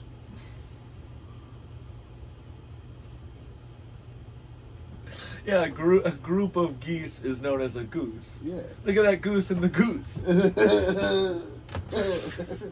Look at that goose with the geese and the goose. Look at the goose and the goose of geese. Look at the goose and the goose of geese. Alright, it's been an hour. Cusco's poison. Yeah, Cusco's poison. Yeah. The poison for Cusco. Yeah. Shit. Eternals! Eat shit, Eternals.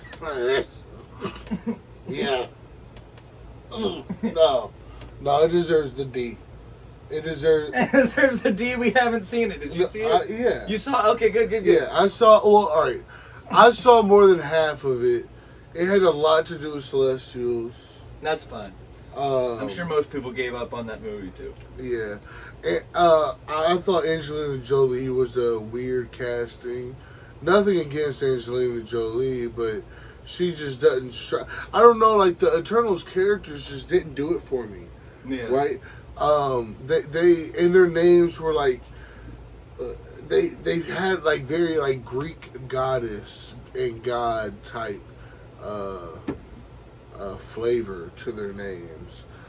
And I get it. They're like from fucking, I don't know, whatever time, a long time ago, you know. And I remember in the movie, like, they helped. They did a lot of good from what I remember, and I'm sure that movie had good action scenes when it got, you know, later down the line, you know, into the movie. But I just got so fucking bored that I fell asleep every time. I like hearing Kumail Nanjiani talk about it now because he was in that movie. He was like, I got super in shape and I got really excited about it, and everyone's like, oh, boo-hoo, is like, what, you want us to feel bad for you because your movie didn't do well? He's like, no, don't feel bad for me, but I get to feel bad for me. I got really excited, and then the whole world was like, fuck you, you're stupid, and this sucks, and we think you're dumb. And it's just like, you know. Yeah. And then past that point, he's like, just stays, he got like super swole for it. Yeah. And everyone made fun of him. They were like, you're lame. It was like, he said it was the first time anyone's ever been made fun of. For getting in really good shape, yeah. That's hilarious. And now the whole world's just waiting on him to go back to how he was before. Yeah, the movie wasn't great. It just wasn't. So, our first entry into the D category. Yeah. Rightfully so. Yeah, from what I hear. I have not seen the Hawkeye show. People actually really like the Hawkeye show. I don't know, yeah. But I don't like Hawkeye. Yeah. So I'm going to put it with Falcon and Winter Soldier. I feel like I've already said it. I can't remember, but comment down below who you think would win, Green Arrow versus Hawkeye. Green Arrow is usually written to lose for some reason. Yeah.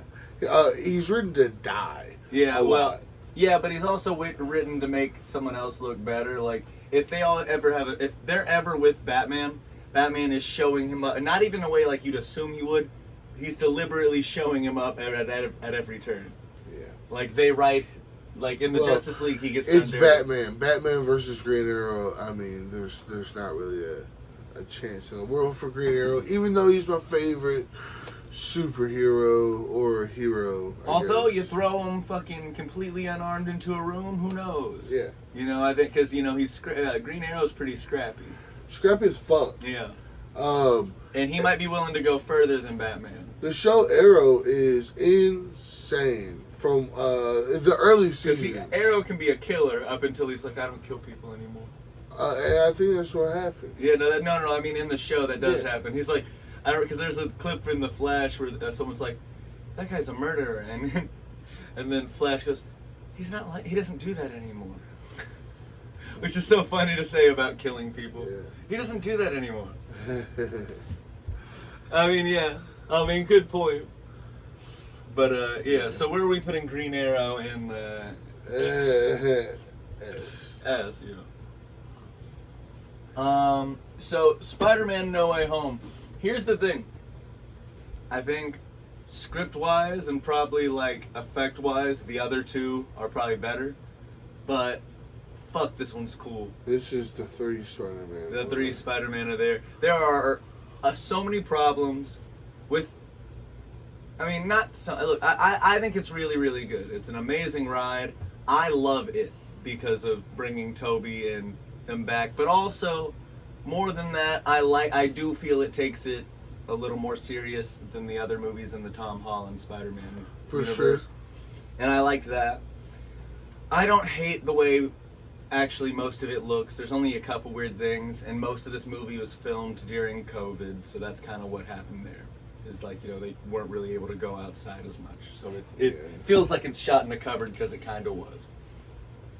And the writer's strike happened at one point during in this whole debacle, so there was weird shit going on in the industry that worked against it. But I think I mean, what do you think? Because I feel like I'd put it at the bottom of this for me. Okay, I think that's what I was thinking too. Just because, god damn, man, that movie's cool. I think it coming out, I was thinking the same. There was a ton of speculation about there being multiple Spider-Man in the movie.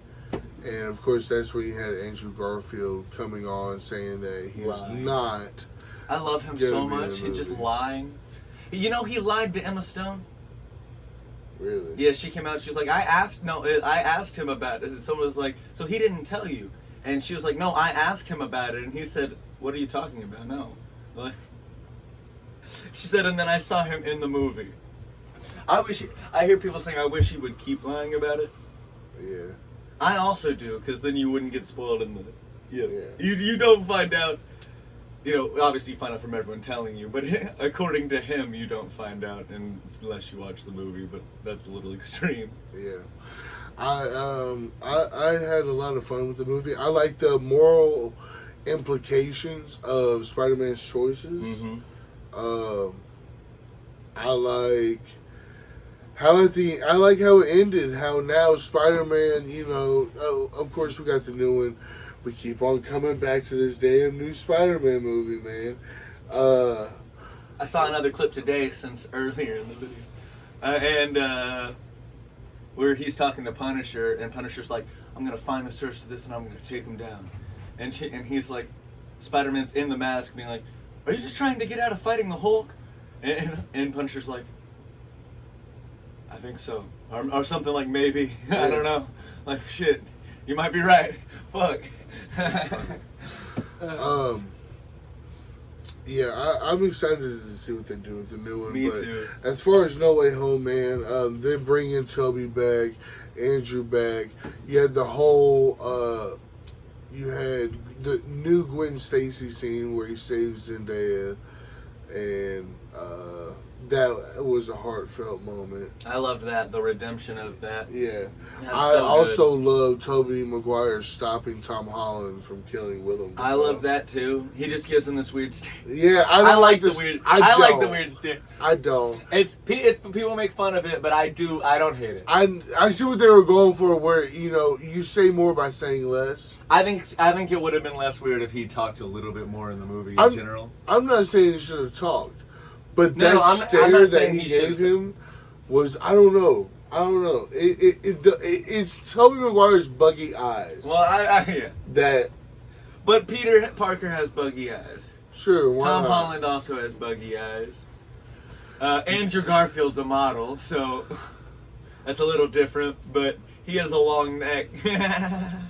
Toby's eyes, man, just that fucking stare. Well, I like that about Toby because a big thing of Toby in Peter Parker and a lot of things, but not everything, is just like people just kind of don't like him for some reason. Just because they just look at him and are like, fuck that guy. Yeah. Which people seem to be like with Tobey Maguire in the making of that movie. There's because a lot of Spider-Man. I don't know any Spider-Man hater at all. But I know tons of people that just hate on Tobey Maguire. Just because Wow. they don't like his bug eyes. Well, James Franco said he looked like a frog. Everyone says that Tom Holland looks like he has a frog in his mouth all the time. That's funny. Which is weird. Yeah. And I'm sick of it. I don't know. I don't care. I'm sick of that. I don't give a fuck. It's just like, God damn it. No, I don't like it because when people be pointing stuff out, people are mean, they point stuff out, and then now I'm like, now I perceive it this way. Yeah. I don't want to perceive something the way an asshole perceives something just because you pointed it. But I be doing the same thing. So we're at bottom of S for Mm-hmm. No Way Home. For No Way Home. I love Ned getting superpowers. Doctor Yeah, Strange. there's got to be something that comes of that. Maybe. Ned leads in the comics as the Hobgoblin, but who knows what's going down. They kind of made him Genki from the comics, who is like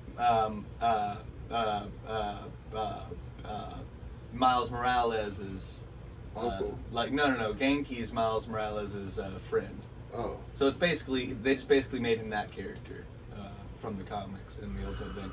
As opposed to whatever the fuck Hobgoblin is, Ned leads in the comics is a whole can of worms. They might end up doing that shit though.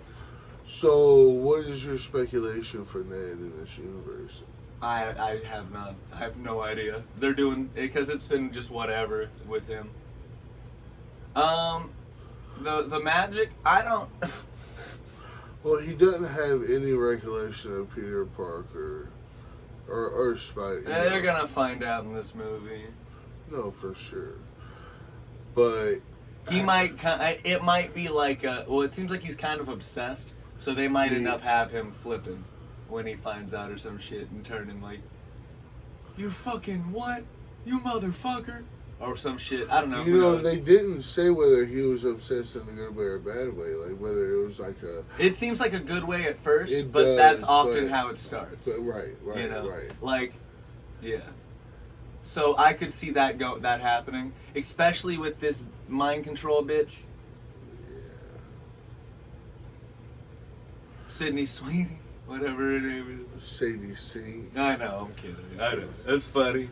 Her name is kind of close to it, Sydney Sweeney. 2 S. Phonetically, yeah. Crazy. All right. Is that Moon Knight? Moon Knight.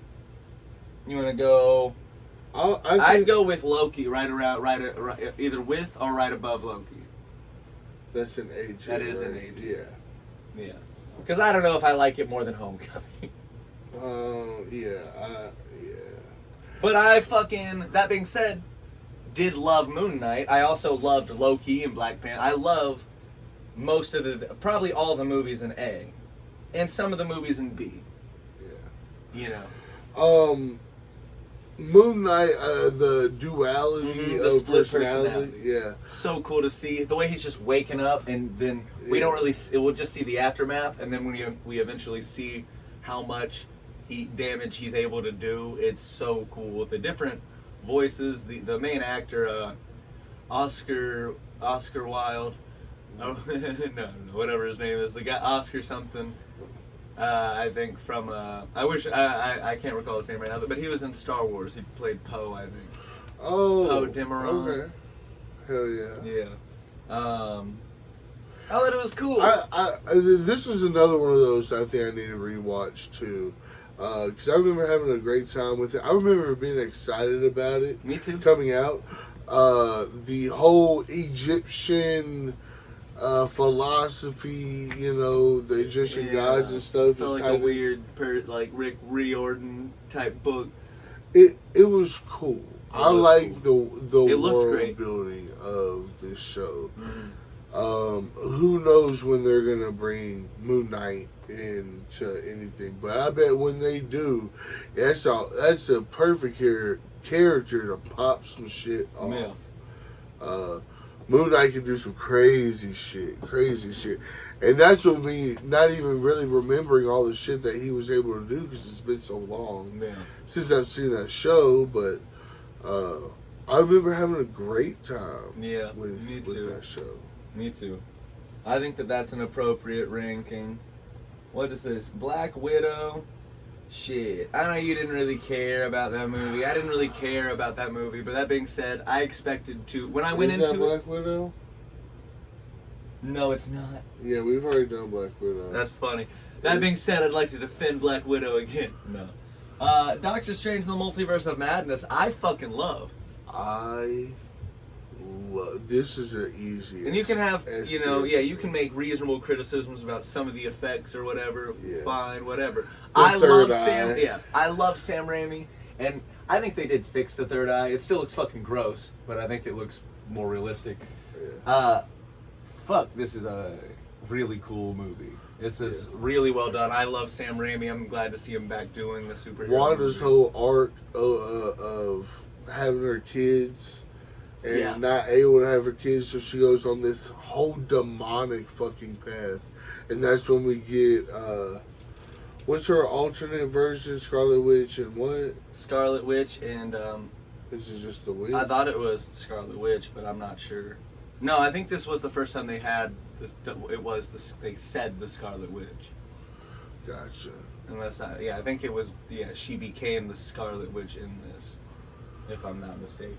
And do you remember how it ended? Like what? Well, it ended with him having to like possess a dead version of himself from a different universe, and coming to. They had to get rid of the book, and she ended up sacrificing herself, kind of Spider-Man 2 style. I will not die a monster. You know, you remember when Dr. Octopus pulls himself into the river? No, yeah, but... And she did that with a building and destroyed the book. So she's dead, presumably? Yeah. but like there's universes and whatever. Yeah, nobody's really dead. Yeah. But yeah, she's dead. Or whatever. Until we see her again. I'd put this maybe right above No Way Home. I don't know if you feel the same way, but I think it is a better movie than No Way Home. You know, I get more excited about No Way Home. They're personally. tied for me, so you can put them. You can put it wherever. I just like Sam Raimi a lot. So, I mean, I guess, yeah, I mean, shit. Yeah, I mean, hard to say. We can say they're tied just like that, then. But I'd say just from Sam Raimi giving it a nudge. Just because I'm not that big of a Doctor Strange fan, but that movie was just, I think it's a better movie. Doctor Strange. His powers are insane. Yeah. Like, I'm always surprised at how much I like the Doctor Strange movies, because he's like not that interesting in the Avengers movies. He's pretty cool. Maybe I don't know, maybe I give him a hard time. Miss Marvel. Didn't see it. I watched a good bit of it. I didn't finish it. What I watched of it, it's probably like a B or an A, but I'm gonna put it in the never watched. Bro, when I started the Avengers game the other day, you play as Miss Marvel for like the first hour, and I was not having fun with her. I just wasn't, man. That is a weird way to start the game. Yeah, Miss Marvel. I mean, again, the show is cool. I think, but yeah, like, no, a video game, like, you can do a cool show with, like, the drama and, you know, the funniness of it being a teen. Yeah. But, like, a game when you're going in to play as the Avengers, yeah, that's a weird way to start it, yeah. Thor Love and Thunder. I am... Thor Love and Thunder I had a fun first couple minutes when I showed up fucked up to the theater. I was drunk and I went in there and I was like, Guardians, and then like the stupid, you know, jokes. I was like, this is weird and kind of surreal. Then as it goes on, I kept like a positive mindset, but I do vividly remember like not having. Is that the one where Chris or Thor is like just butt ass naked in the middle of that arena? I don't think so. I think that might. Oh, yeah. Yes, that is. That is that one. The Screaming Goats. The dome rock guy. Yeah, the Screaming Goats. You have the villain they ruined, the God Killer, from the comics, who just goes around like they didn't show him killing the gods. They had Batman was the villain in that movie. Ben Affleck? No. Before Ben Affleck. Michael Keaton? No, after Christian Bale? Christian Bale was the villain in that movie. And it was not good. That movie was such a waste. Because Ragnarok was out there and weird and colorful like Steve Ditko stuff, but it was good. This one felt like it was just lost the plot. Yeah. It you know, be funny, have a good story. You can be out there and weird. Now they're like, we gotta reel it back in and be serious. No, just make it good. Maybe it's more complex than, we got too silly, so now that's the problem. It's like, you did get too silly, but that wasn't just the problem. The problem is you got too silly and it was bad. I Am Groot. I saw it, whatever. But it's, you know. I don't know. I feel stupid ranking it. It's just a show for babies. I'm gonna throw it in never watch because it doesn't belong to be ranked with these. Is it a show for babies? It's just like a show for babies. It's like a good show for babies. It's just baby Groot running around doing stuff, and it looks good, great. Yeah. It's probably a really good show for babies. Cool. You know, cool. But yeah, I feel like it's silly to rank it in this.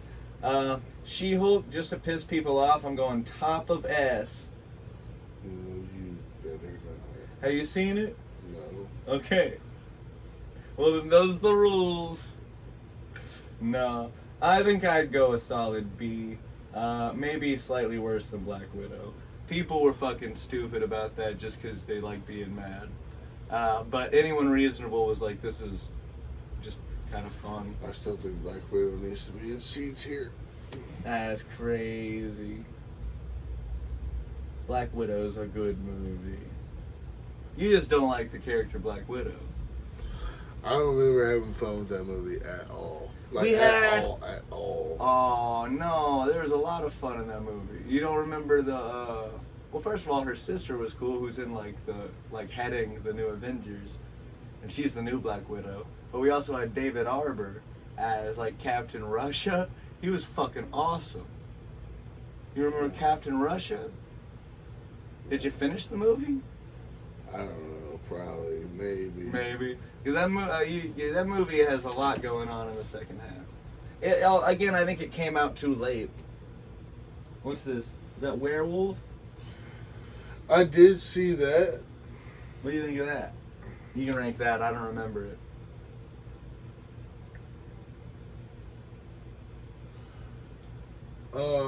I think it deserves a good C tier, B tier, I guess. All right. Bottom of B though. It wasn't great. It wasn't horrible. You know, I like vampire, werewolf, stuff like that anyway. So let's see. All right. Wakanda Forever. I hated that movie. Crazy. I'll let you rank it though, but you can gotta take the heat on that one. I have not seen that movie.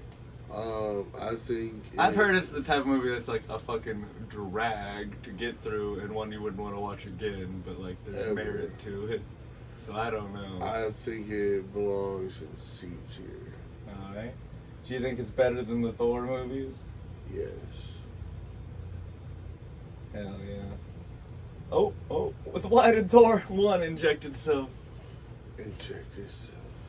Guardians holiday special. Look, it's not as big and epic as the other ones, so it's whatever. It's an A. But yeah, sure. yeah, I was gonna say, I think it's a great holiday. I think what it is it nails. You know the thing about Guardians, man. I'ma go above Age of Ultron. All the characters complement each other they're all complex in their own ways. They all got different personalities. You got Chris Pratt's character and Gamora, as their own little team. You got Groot and Rocket as their own little team, and Drax is kind of like a loner anyway. Yeah. I love that movie. I love that they have Kevin Bacon in it. That's so funny. The humor, again, is great in it. We find out that the Bug Girl, what's her name? Mantis. Yeah. We found out that Mantis is Star-Lord's sister. I forgot about that. Wild, yeah. Groot's grown up by that movie. So that's the first time we see the Groot from 3. And he was looking great in that. Yeah. Teenage Groot. Yeah. No. At that point, he was adult Groot. In 3? Yeah. Okay. Teenage Groot is Infinity War and Endgame. Yeah. Well, Endgame when he comes back for a minute. But yeah, remember he's the weird... It is still CGI, but he looks a lot more realistic. And he's just kind of... Ooh. It's because this is Groot too. Kind of adult. He's probably who knows how old he is. I don't know, but yeah.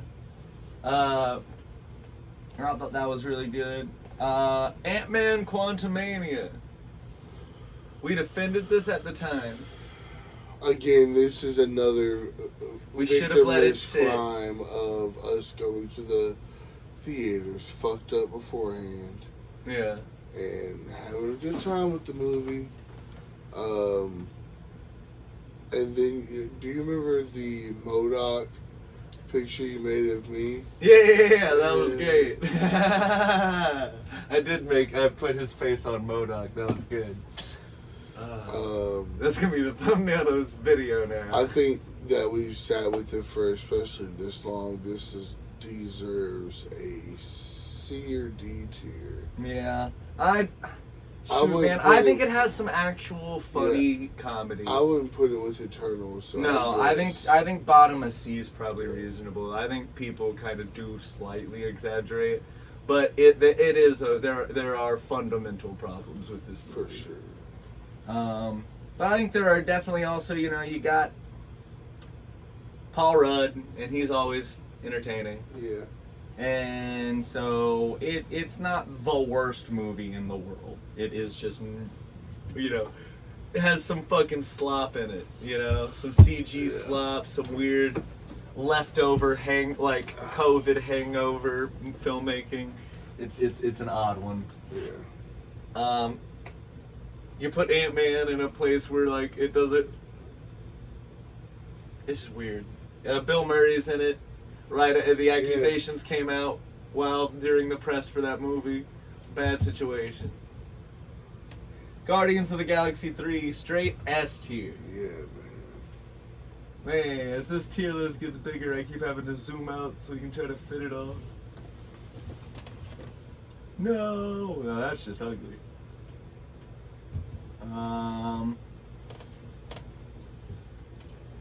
Yeah, S. Is this your favorite Guardians? Yeah. Do you think this is the first? Do you think this is okay? So then this is it better than Iron Man 1? Have we topped Iron Man 1 yet? I don't think that there is another movie that can top Iron Man 1. Dun dun dun dun. It might be the best MCU movie. Yeah. For sure. Lord, man, and its parts are hard to watch. Everything about it is so well done. The rocket shit, man. Yeah. The character, the Rock. I mean, Rocket's more of a main character in this movie than any of them. Yeah. And it kind of establishes him as meant to be the main character of all of the movies. But I think they're doing a good thing to where they're just giving each person a bit more of main character stuff. But Rocket really gets his due in this movie. For sure. The villain is so hateable. They really make you hate the villain. I think the practical effects or the mix of practical and how they made that movie looks great. The songs. Yeah, the kid from We're the Millers. Yeah. As Adam, what's his name? I don't know. Somebody said that he looks like a mix from Donkey and the kid from Tintin, and I can never understand. That's funny. I love that movie, man. The song choice is great. The way it looks is so cool. I can't recommend watching the Guardians of the Galaxy movies enough. Everything Guardians, obviously. Yeah. What is this other one? Now we're too zoomed out.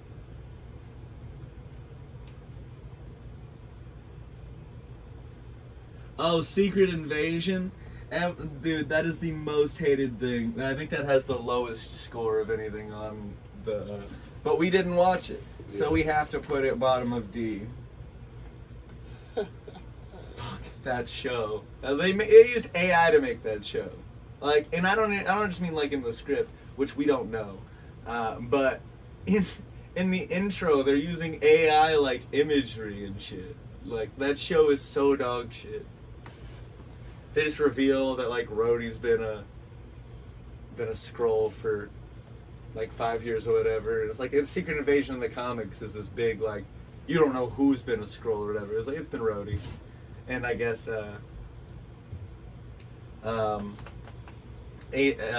Nick Fury was a Skrull, but they revealed that in No Way Home, or not No Way Home, in Far From Home, which kind of was annoying because I liked the idea of Spider-Man knowing Nick Fury. And then they just kind of fucked that up. Whatever. I Am Groot Season 2, didn't see that. Loki Season 2, we have not seen. We are moving. Yeah. The Marvels, didn't do well. People actually really like that movie. We haven't seen it. We should watch that one. People be shitting on movies with girls in it. Just really, really eager to. What If? Season 2? Haven't seen. Echo? Haven't seen. fucking look. You can be mad, but like y'all probably haven't seen a lot of these either. Well, and like, why watch them? You know, I mean, unless you was just The that Disney guy, Plus like, shows just started putting out too much of whatever. Yeah. You know, it's like It's why watch? quantity over quality for sure. X-Men '97 season 1. I did watch it. I need to rewatch it, but I'd say it's fucking S tier. But also, I'd say it's not in the MCU. But I'm putting it up in. I'll just put it in bottom of S tier because of that. Because I don't want to put it above other S tier things if it's not MCU. For sure. But Deadpool and Wolverine. I love this movie. I'd go top of A because I think I wanted a little more. I think I love it, but also even with again it comes back to kind of the script. A lot of times, you know, there's a Deadpool talking to someone and Wolverine is just kind of standing in the corner. Yeah. But Blade. Okay, well we should watch this movie tonight. Fun S tier. You're right, Blade. They go crazy. They go hard. They go hard when they go hard. Fine. But it's not better than X-Men 97. I guess you can put it above X-Men 97 since it's not in the universe. Is it? Do you like it more than No Way Home? I don't think I do. I think it might. It's even bigger swings than No Way Home. I don't like it better than No Way Home. I don't think I do either. But I love it. I do love it. But I think there are also, you know, fundamental things that I think could have been better. A little bit more of an emotional punch on, you know, just a stronger narrative. I thought we were gonna get a slightly more serious Deadpool. Yeah. With, you know, I think I expected it to be bigger and more absurd, but keep the tone and having emotional through lines that kind of merge weird. And I felt like it could have been. I don't know. I feel like they could have went a little bit more, handled the drama a little harder hitting, and you know had Wolverine more involved in some of those scenes other than just kind of hanging out. Agatha all along haven't seen. People like. I forgot the thing I was doing with Iron Fist. I need to adjust some of these.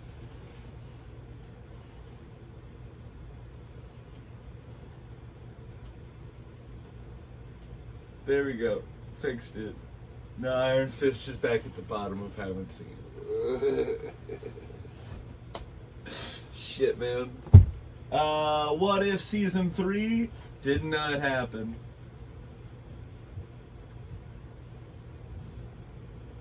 Spider-Man, the friendly neighborhood Spider-Man. I watched a couple episodes and I really like the art style. I really like this show. I think I did finish it. It was a different universe, so I still find myself having to get used to there being a different universe and stuff is slightly off. Yeah. Because I'm so used to what we all grew up on. And Me too. And I found that weird. I went in knowing that I was thinking I might struggle with that, and so going with that mindset of I'm just gonna let it be as different as possible. Yeah. I had a lot of fun with it. I thought it was actually much better than I thought it was gonna be with that stuff. He runs into Daredevil at one point, like who's voiced by the actual guy, because this is MCU slightly different universe where if instead of him meeting Tony Stark, he meets Norman Osborn. Mm. Yeah, so that's what it is. So it is meant to still be basically, you know, a slightly different MCU. Gotcha. You know, I'd say, shoot, I don't know. I feel like it's weird to put in the list with these movies, but I feel bad doing less than an A because it's actually really well done. But I trust you know. I don't know. Maybe we go top of B. Maybe I go top of B, right below the first Captain America, because I like the first Captain America. We got Blacked in America. Captain America 4. Didn't see it. I did. And look, I had, moment to moment some fun. But the more I think about that movie, the more I get upset about how much it says nothing. We get Big Red Hulk, dumb. I don't know why. I'm feeling not generous to this movie, so it's got to go in D. But I don't think it's probably not as bad as the Eternals.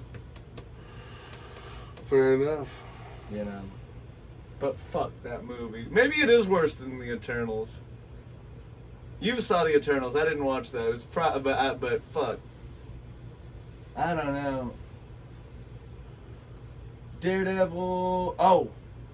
So this is Daredevil Born Again. You did see the first episode of that, I think. I think I did. With Foggy, yeah. I think I did. Yeah. Oh, yeah, definitely. And yeah, did. Deadshot has that crazy opening. Yeah. I think this show, had some reworking that mid-production that ended up having a little bit of oddness when you jump from episode to episode, but even with that, it comes back hard and goes more comic booky, makes it more like modern MCU where it does go more absurd. Mm-hmm. And I think that's so cool after seeing like 3 years of him, 1 year super grounded and it going slowly bigger and crazier is always a much more fun thing to witness happen. For sure. Than something immediately start comic booky or something just staying not comic booky, which will get boring. I like something being really realistic and you don't notice until it's all wild. Right. I thought this was great. I thought it was really, really good. Not as good as all of the other as season 1 or season 2 or season 1 or season 3. Way better than season 2, I think. You get Punisher in it. It was really cool. I don't know. The action's amazing still. We're good. I'm just going to pull it back up. The action's amazing. I like the new suit. It looks more red. I haven't seen all of season 2 yet. But I know he has a new suit in that. It's still recorded. Man, it was really cool. We're almost done. We should be almost done. Don't fuck this.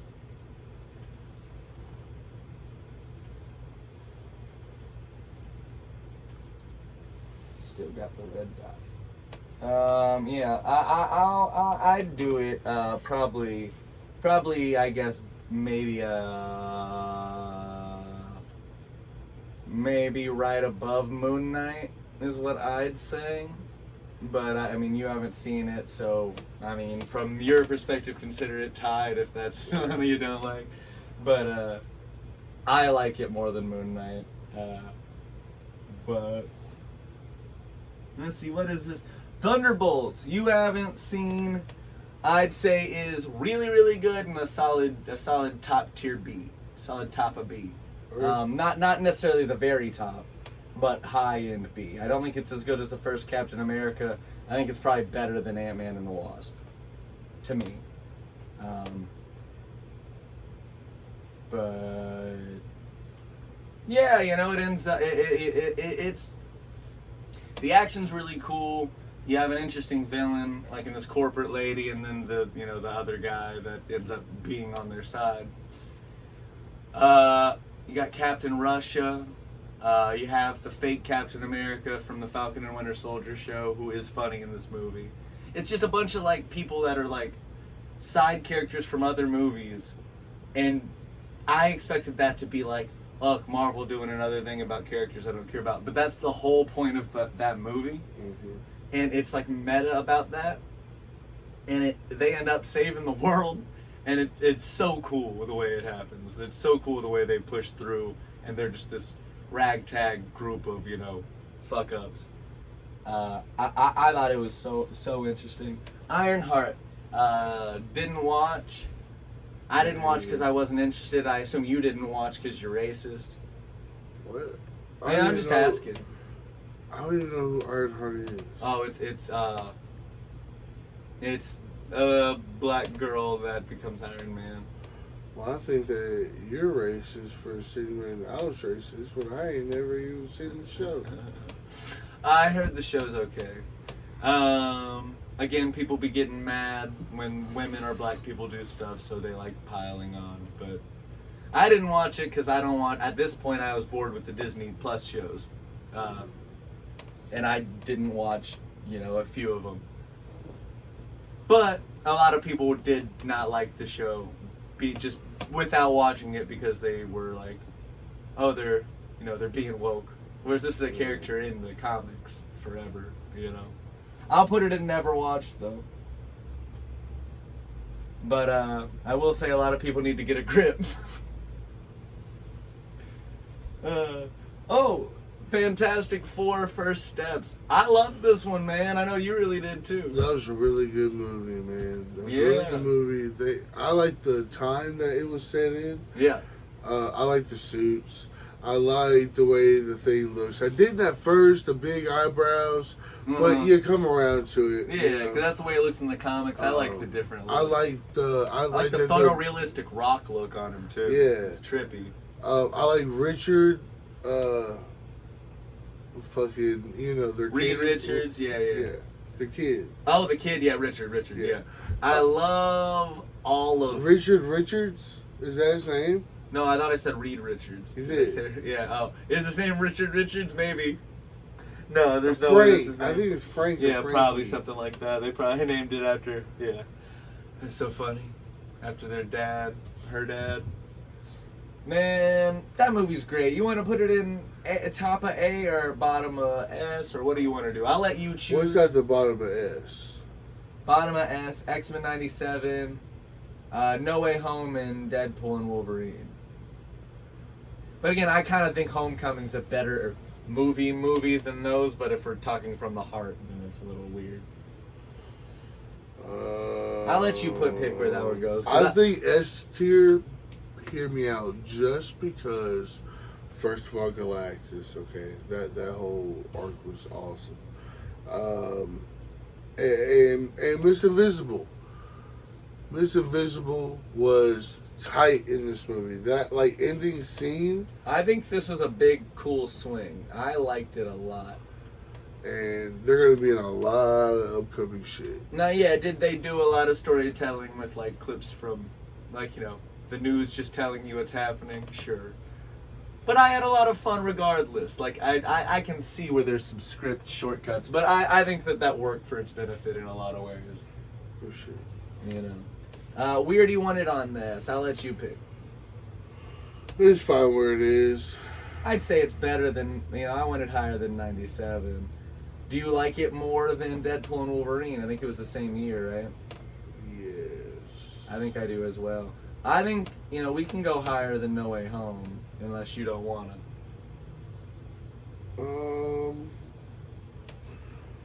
No. Yeah. Okay. Yeah. Just because I think, it really is big swings, and it pulled it off. And so did No Way Home. I think it's, it's negligible. Oh, and we had, what's his name for the Human Torch? I forget his name. From Stranger Things. I loved him, and he dodged. Yeah. He was just in the best season of Stranger Things. Yeah. Yeah, and now he's the Human Torch. Almost the reason. We haven't seen any of the others. There is this cartoon Black Panther show I don't know of. Did you see Marvel Zombies? No, me neither. Wonder Man we should watch, but I haven't seen. And I need to watch the new season of Daredevil, which I've seen half of, but I need to rewatch anyway. Well, that's our list, guys. Yeah. I know that you're going to disagree with a lot of these, but this is our list that we compromised. There's some stuff that, like I said, we may have compromised on. Yeah. That individually we may have made different decisions, but regardless, this is our list. Yeah, y'all let me know what y'all think that y'all would change about it. Yeah, we're probably going to look at this video when we get done editing and disagree with it ourselves. Yeah. So I'll probably wake up tomorrow and be like, no, that should have been in B. Or, whatever. Yeah. But this was a lot of fun. Yeah. Just talking about the movies, going over the ones we have seen. That Thank y'all for sitting through. If you made it through the whole video, that's crazy. I don't know why, but hell yeah. Kick ass. Rock and roll. We made this so it comes on while people are asleep and we get the watch time. We're gonna be like George Lopez at 3 a.m. Oh, we need a trampoline, Connor. Dun, dun, dun, dun, dun, dun. That's how YouTube be happening. We should throw that in because someone's gonna wake up to that, make it really loud. Dun, dun, dun, dun. All right, y'all. Have a good day, man. This is probably gonna be our longest video ever. Make sure y'all check out our mixtape. Keep your eye out for new music coming out. Check out Duwat's new mixtape. Polar Bear Sports Layer. Gonna be coming make sure back. you check out Polar Bear Sports Layer. I took a little hiatus. We're gonna, make some changes, do some different stuff production wise. News ain't been that much. True that. It's the off season. There's stuff that obviously I could talk about, but we're gonna be working on a couple like bigger, like written out, planned videos a bit more during the low news season. Yeah, but trust me, whenever the season starts or right beforehand, here soon, keep your eyes open. Hell, the first Giants game is August 7th or the 8th, so we got less than a month. Yeah. Way less than a month. But this was a great time. A good week of filming. Yeah. Yeah. Peace, guys. I'm Garrett Webb. This is Polar Bear. Yeah. Go hug your kids. All my friends know the low rider. Oh man. 49 minutes.